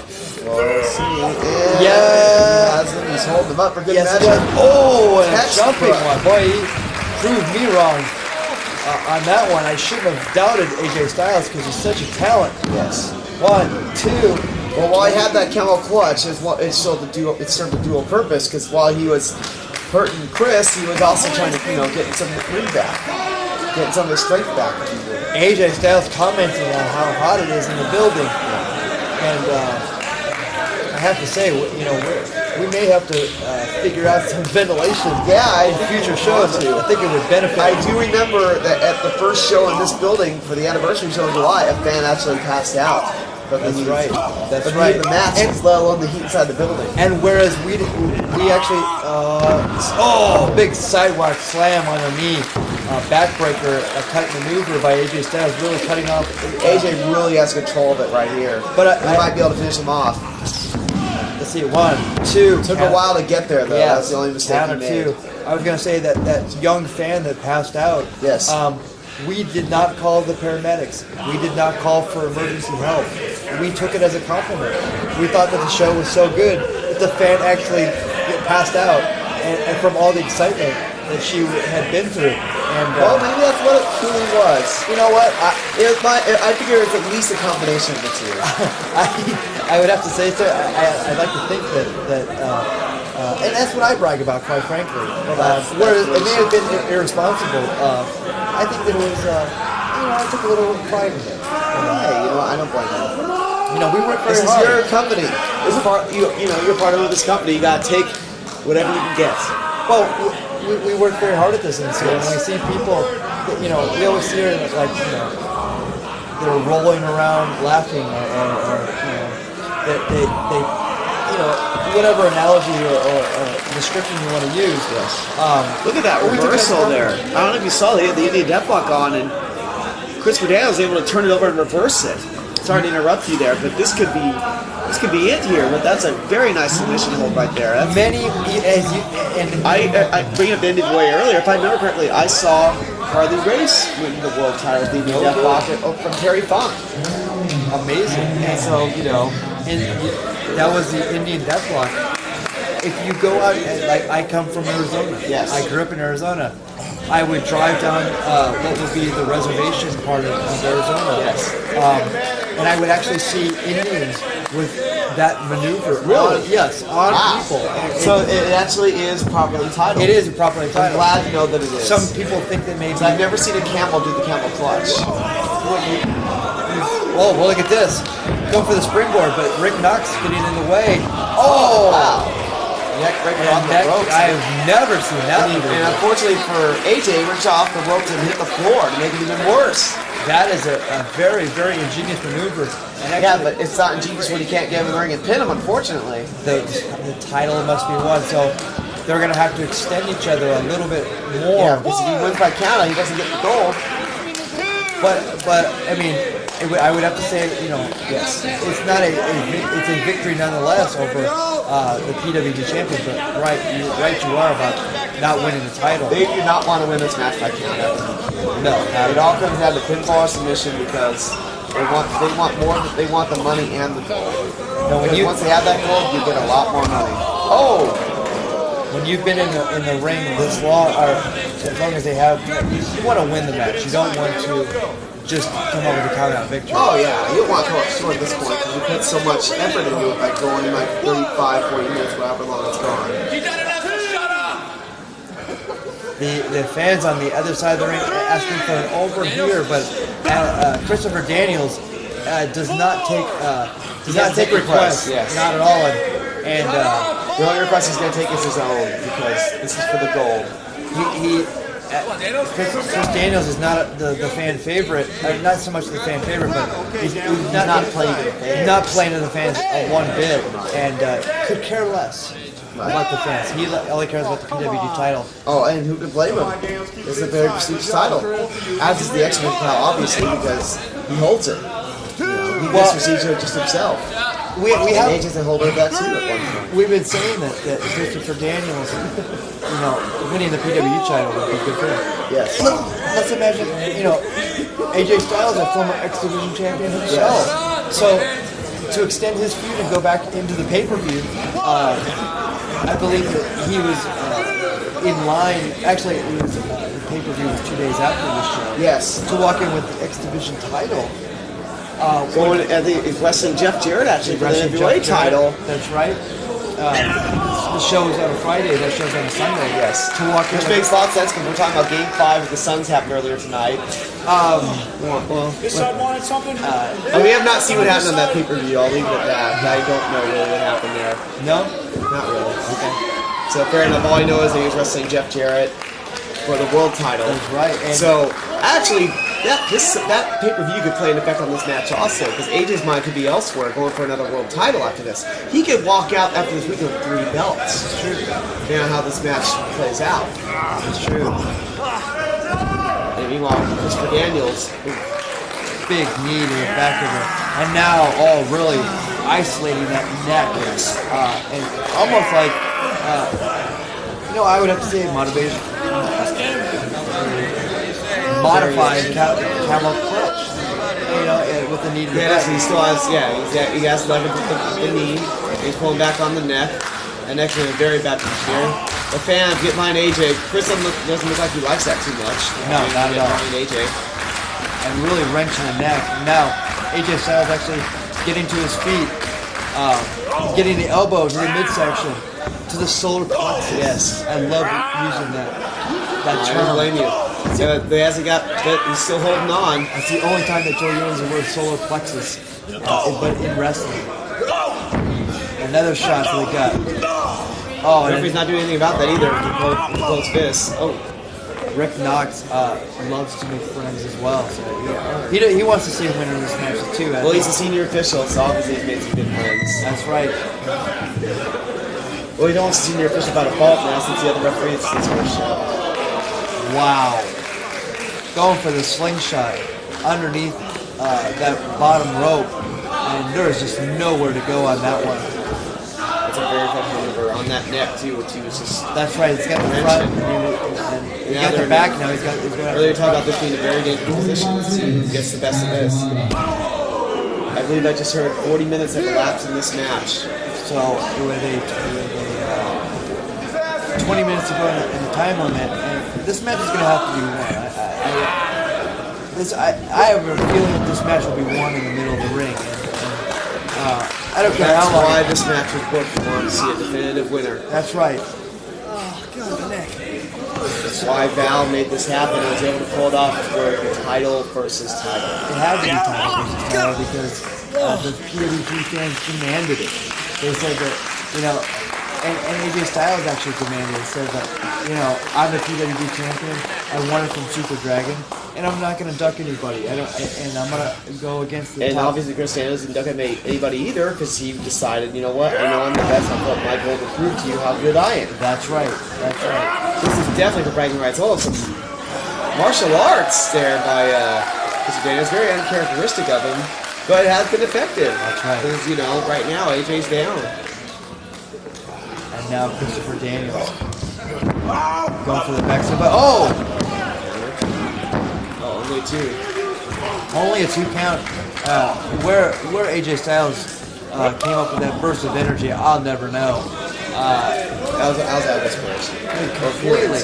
You know what? And I have to say instinct because as you get further in this sport, sometimes you do things just out of instinct that you wouldn't do normally when you're first coming up in the sport. No one wants to roll on their face or do anything, but sometimes when you're in that ring, you'll roll on your face to get out of a maneuver. Yes, you actually put yourself in a little bit of pain to get out of something. Get out of something that would cause you more pain. And you just do it out of instinct because you know what to do. And, it's the fight or flight. That's right. That's right. Oh, thunderous elbow. Thunderous exchange going on here. That's right. Neither man's getting the best of each other yet. Very back and forth. This is very much in this impact. Oh my goodness. Oh! This has to be it. Oh my God. This could do it. He's coming out of nowhere. This has to be it. And it's on that neck that he was working earlier. Can we see a new Boston Gorilla champion? Let's see. He's got him in that middle of the ring too. Which makes it even worse. I cannot believe it. I can't see a great angle on this from our camera to see if he's how he has it around the neck. But it looks like he has it on very tightly from our position. But Rick Knox is signaling that he hasn't given it up yet. Fans will get behind AJ. But here's a fallen angel chance in there too. I cannot believe the speed and ferocity of the move that I just saw. Yes. And for Chris Daniels still to be holding on to this move, and it looks like AJ Styles may have. Nice almost counter. a pinfall. And it was great, fantastic counter because not only that, he molded into the pin, but when he kicked out, he had to release the hold in order to kick out. An amazing exchange. Yes. For AJ Styles to get out of that very innovative submission. More martial arts from the Fallen Angel. and Christopher Daniels looking much like Tenzan with those chops, or Killer Khan. Yes. With those Mongolian chops. We are going way back. Yes, we are. Or Ricky Steamboat used the chops. Steamboat. There's many Native Americans who use the chop. How dare you? Oh, sorry. I'm just so used to saying that. I was kind of thrown off by that. It looks like Christopher Daniels might be a little bit frustrated right here because he's resorting to tactics I wouldn't normally see him use either. That's right. Besides martial arts, I feel like he's choking a little bit there, breaking the rules a little, if you will. Now, Taro, is it racist to say that in professional wrestling that black men have harder heads, or the Polynesians have harder heads, that the Indians use? Oh my God! Mr. Daniels took a chance there. 50 minutes have expired. elapsed. 10 minutes left in the time limit. You know what? I would have said that it's racist, but it seems like it's been proven by just look at the men who have used the headbutt over the course of time. That the Indians use the tomahawk chop. Yes. And the war dance. And the reverse knife edge. Yes.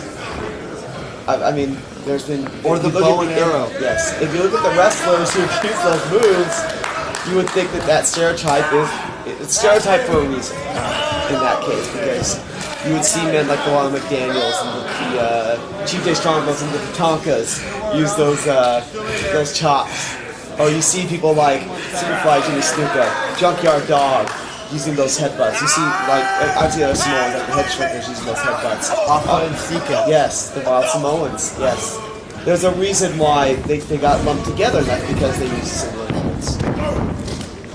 Oh! Goodness. But never mind that. We could see a crowning of a new X Division champion here. With AJ, obviously, not in the best of shape either from obviously a 50-minute match. We're probably into the 52nd minute at this point. About something like that, yeah. Christopher Daniels going up and then being slammed down in that powerbomb type maneuver. AJ Styles, how are these men getting back to their feet? Very simple how to get back to their feet. They want both belts. That's right. They want the honor and the belt prestige. on the line. That's right. Now exchanging more punches, but they certainly do not have the steam that they did. Wow, I take that back. They have Sure sound like they have some steam going. Oh, big clotheslines. 2 now. 3. No, he ducks out. And that's actually the move that AJ won the championship with from Super Dragon. But it wasn't. He didn't get the full force of it like he did when he won the title. Obviously, right. It was the discus one. He didn't quite get that one, but yes, ferocious nonetheless. And I believe that AJ Styles used that same discus clothesline when he beat Rocky Romero at the anniversary show. So that move is something to watch out for. Yeah, obviously. As of course the Styles Clash, which he hasn't gone for yet either. He actually beat Samoa Joe with that maneuver. Whoa! It looked like he was going up for like a backflip kind of maneuver. Oh! Backflip in reverse CT. Oh, you saw how glazed Christopher Daniels looked there. Oh, left that shoulder open. Unfortunately for AJ Styles, Christopher Daniels is able to kick out. We have to be close to 55 minutes at this point. Oh, Brainbuster! Now Brainbuster won. El Generico won with that move earlier. Yes, and 2 down only. Christopher Daniels able to roll that shoulder. He's definitely hurt. He was definitely worse for wear. This could be the end of the title reign for Christopher Daniels, but he has had that belt for quite a while. I think it's been a few months. Well, AJ, this is his first defense of the Porcelain Gorilla Championship. That's right. That's right. And now, Christopher Daniels. Oh, could it be the Styles Clash? No. Oh, Christopher Daniels, even Dave's. I mean, that was pure instinct. Oh, absolutely. That's just to be in that position. Knowing that man because he wrestled him enough times. Common the slingshot. Oh, slingshot and hits him up and over. Oh, almost like a T-bone. Yes. Looked like it was that move. But unfortunately, Christopher Daniels is hurt too. Obviously, both men are at this point. You gotta reach down. Who has that intestinal fortitude to be able to pull this win out and take home 2 belts? Maybe they'll take home twice the amount of money tonight and in the near future, as long as you're able to hold both those gold. That's right. And at least they do get a belt from Pro Wrestling World. This one wasn't injected in Top Gun's ass. Hey, don't put it past Top Gun. I know. He's done I some shouldn't say freaky that. things. Yes, obviously. And now the frustration coming out of Christopher Daniels. This match almost nearing the time limit. There has to be, I want to say that somebody needs to pick it up, but after going 55 minutes in the ring with it, I know I would be able to pick it up. I've never gone this long in a match. this is ridiculous how it's a true testament to the talent and also the shape. Oh, got all the way float over. Oh, almost going for that neck breaker, but it's the spinning leg lariat. And now Christopher Daniels on the outside Taking the powder, but there's the 55-minute call. 5 minutes left. But Christopher doesn't look to be in good shape. Oh, AJ's going after him. Oh, he How caught him. in the hell do you, after 55 minutes of wrestle action, pull off a maneuver that risky? Really? That is a huge chance he took, and it paid off. Although it looks like AJ might have hit hard too on that floor. But he's getting his chance to take, he's got to try to get up, because this is the best chance he might have to beat Christopher Daniels here, because he has to hurry. Obviously, he has less than 5 minutes left, and obviously he has a chance to win the X Division and retain the Pro Wrestling World Championship. They need every second of this count. And now thrown back in the ring by AJ Styles. AJ has to hurry. Time is of the essence now. But can he summon the strength to go? I mean, obviously easier said than done. I'm saying, hey, get in the ring. But yeah, I don't know if I can do that after less than 6 minutes. That's for sure. not a chance. And now the superplex going. Blocked it though. Hold on. He blocked it. Shot to the midsection. But still, Christopher Daniels going for it. Can he hit it? No. 2 elbows by AJ Styles. A third one. A fourth for good measure. Now the headbutt. And again, he's holding his head after doing it, but it knocked him off the top. And he's sitting down. Hopefully he can gain his composure and be able to catch him here. Here he goes. Oh, AJ's on his feet. I'm sorry, Christopher Daniels on his feet. And he's able to see him come and moved out of the way. Now AJ, land on those ribs. That midsection. I believe that 57 minutes have gone by. 57, 58, I'm not sure. A little But much. that could just knock the wind out of him, which could be crucial. Absolutely crucial. If you lose your win at this point, That's how right. you could possibly recover. And if he hit that Angel's wings, he'll really have him. And in fact, I think that. Chokeslam. The modified choke slam. And now for the best moonsault ever. Yeah, it looks like it, by the way, he's pointing the turnbuckle. Oh my God. This is a high risk. Oh, he got it. But actually, a little bit off, if I can say that, and Oh, he must have died. He's going to go 1, 2. Oh. I don't think I've ever said that about Christopher Daniels. It's just, the man's been fatigued. You cannot take Obviously, any way away it's from been him. very difficult. I can't even believe that he went for that maneuver. And now, another you know headbutt. what? You do what you got to do to win the belt. And when you only have a couple minutes left, you got 2 minutes. 2 minutes. Oh my goodness, a backflip style enziguri. It looked like him in the back of the head. That could have just knocked Christopher Daniels out. We have a new X Division champion. But both men, worse for wear. Yes, AJ's not going to be able to capitalize on this, unfortunately for him. The Christopher has standing 10 count by Rick Knox. AJ Styles first to his feet. Fans are rooting them on. They want a winner. They want to see someone walk away with both belts. The fans are just as tired as the wrestlers at this point, but still summoning the strength to get behind these men and see this a great finish to a great match. 2 right hands, a back edge, a knife edge chop, another one.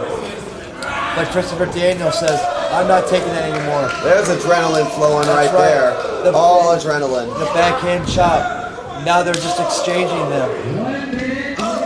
1 minute remaining in this title versus title match.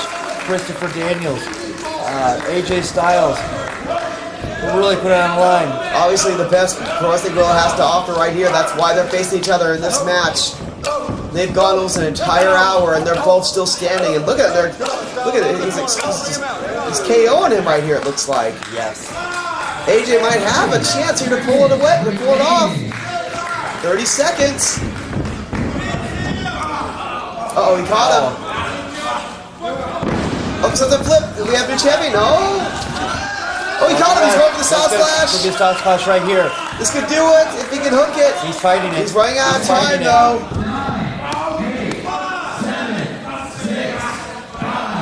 Only 5 seconds left, and oh, he's not going to get it. No.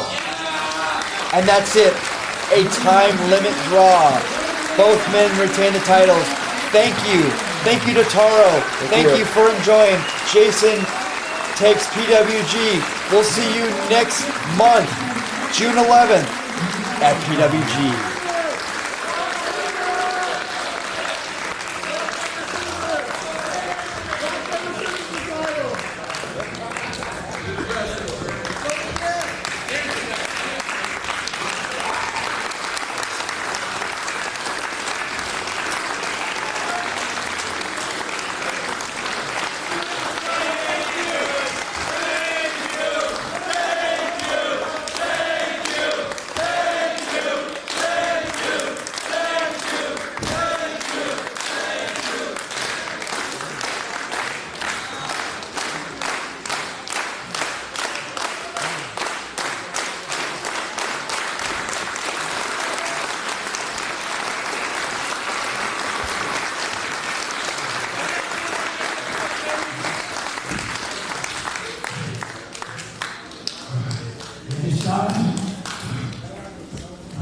It's Friday night. It's 100 in hell in this goddamn building. But I tell you what, I can let you go another 5 more minutes.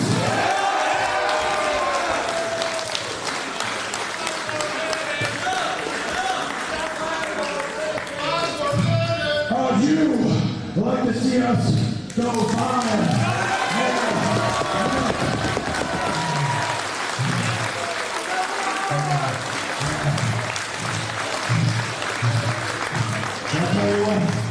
I don't know how it feels, but I think that you're all so trapped.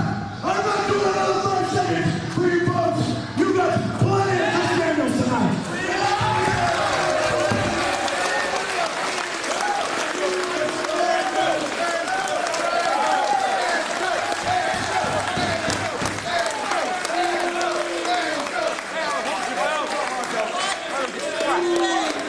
I'm not doing another 5 seconds, so don't even try it.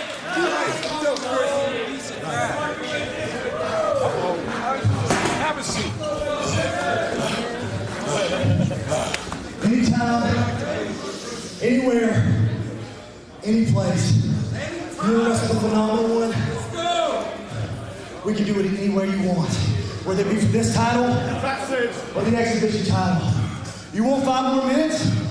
Maybe.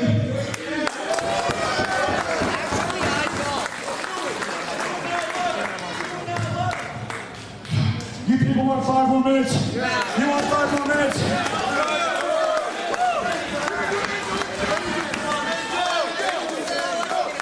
Then you people go wrestle your own 5 minutes. I am done for the evening.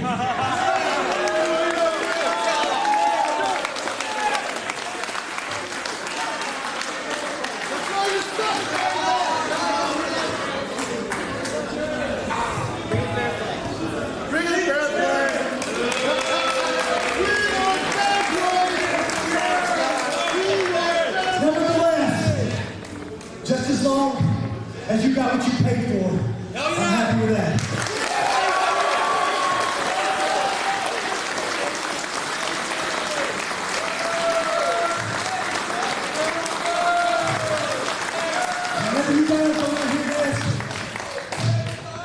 maybe you don't even know. I will be Jared.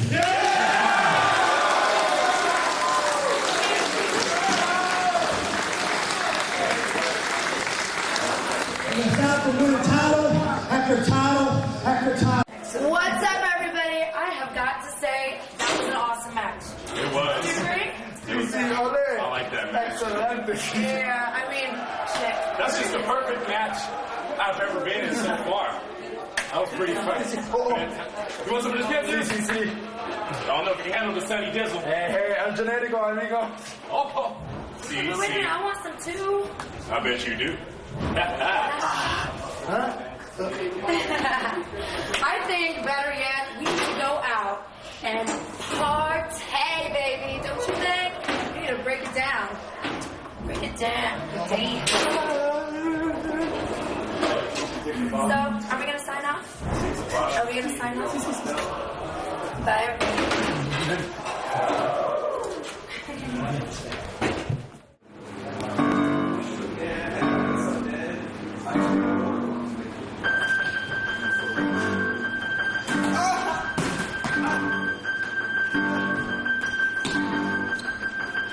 Hey!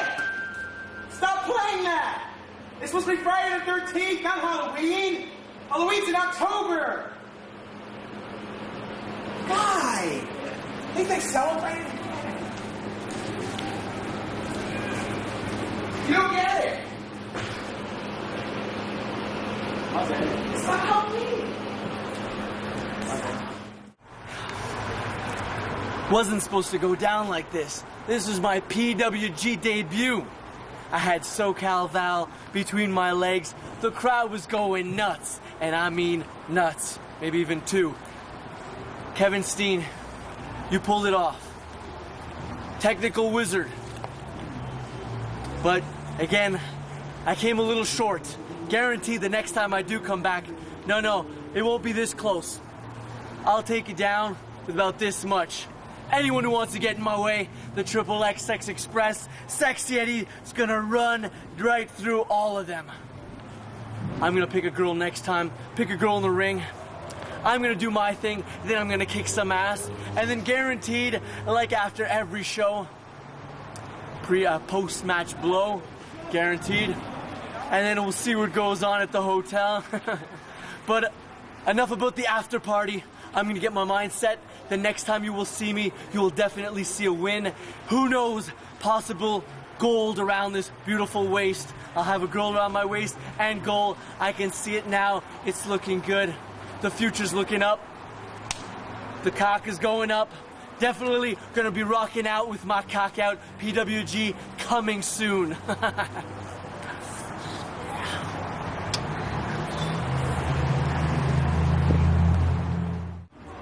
Awesome! Team retirement! The Disco Machine! Mr. Excitement! Así es. Puerto Riqueño! Mucho gusto, amigo. El gusto es Thank mío, you, thank señor. you.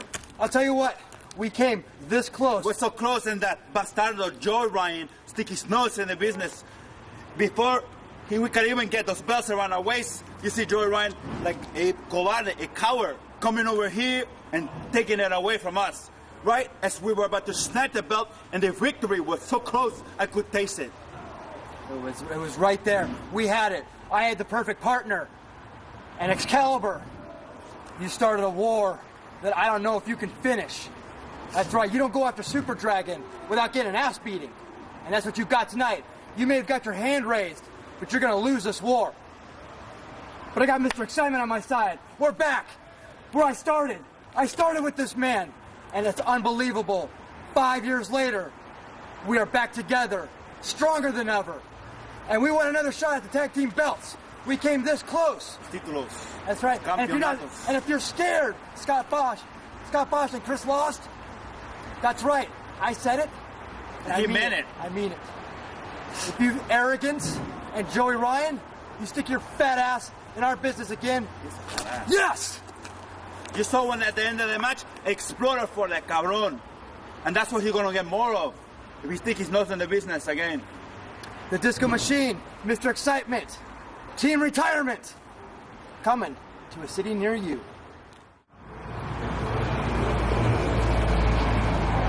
You know, Super Dragon, myself, and Disco Machine, we've been partners for a long time. We all broke in the business together, had a lot of matches together, sometimes against one another, sometimes with each other watching our backs. But over the last couple of months, years, actually since PWG started, I've noticed a change about Super Dragon. Before, his priority was going out, kicking ass, and busting heads. Then PWG came along. You know, the six of us, myself, Joey Ryan, Scott Lost, Top Gun Talwar, Disco Machine, and Super Dragon. We all start this great promotion. We put our heart and our soul into it. We don't make any money off of it. The only thing we get out of it is our own personal satisfaction. But Super Dragon, that wasn't good enough for you, my friends. You wanted to wrestle the biggest names. You wanted the marquee outside, which doesn't actually exist, but we'll just pretend it does, to read Super Dragon versus Samoa Joe. Super Dragon versus American Dragon. Super Dragon versus AJ Styles. You got caught up in it. In your head, you said to yourself, I'm more important than PWG. I'm more important than the 5 other guys I started this with. And I'm more important than my 2 best friends in the entire world, Disco Machine and Excalibur. But you know what, Dragon? You're not more important. You let it go to your head. You got a gold rush, if you will. You got that belt, beat Frankie Kazarian for it, and you went out and you defended it against anybody that you could find, until you ran against AJ Styles.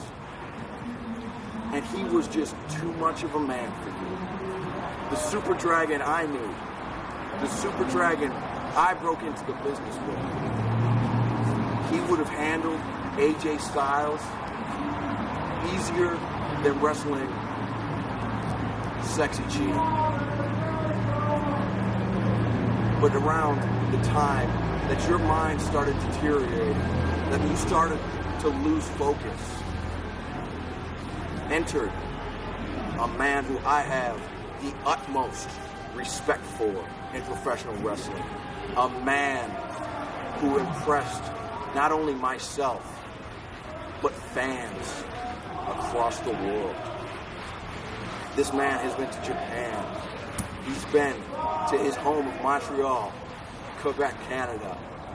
He's been here in Los Angeles, and he's turned heads every single place he's went. Super Dragon, you've gotten soft. You've lost your focus. But the man that stands before me, Mr. Wrestling, Kevin Steen, his mind is like an arrow. He sees his target, he leaves the bow, and he destroys whatever is in his path. Super Dragon, when I came here, I had one goal. One goal! It was to become you. It was to take your spot. Then in March, I defeated AJ Styles. I defeated Christopher Daniels. I defeated El Generico. And then I wrestled you for the PWG title. And I'm a man. I can see I came up short. Then I got another shot at All-Star Weekend, the biggest fucking show PWG ever put on. And I came up short again because of El Generico. But next time we face off, El Generico won't be in my way. You won't be in my way, because this time, he's gonna be there. The new SBS. And next time I get my hands on you, Super Dragon, I'm gonna kill you! I'm gonna take everything away from you! Your fans! Kevin. Now you may notice that there's only 2 members of SBS right now. Myself and Mr. Wrestling. SBS is a 3-man team. Disco Machine. The offer is on the table. I have loyalty to you, unlike Super Dragon, who has loyalty to no one. This is why I present the offer to you. It's up to you to make a decision. Make the right decision! And you know what, Disco Machine? If you make the wrong decision, you're gonna die, motherfucker! What more do I have to say?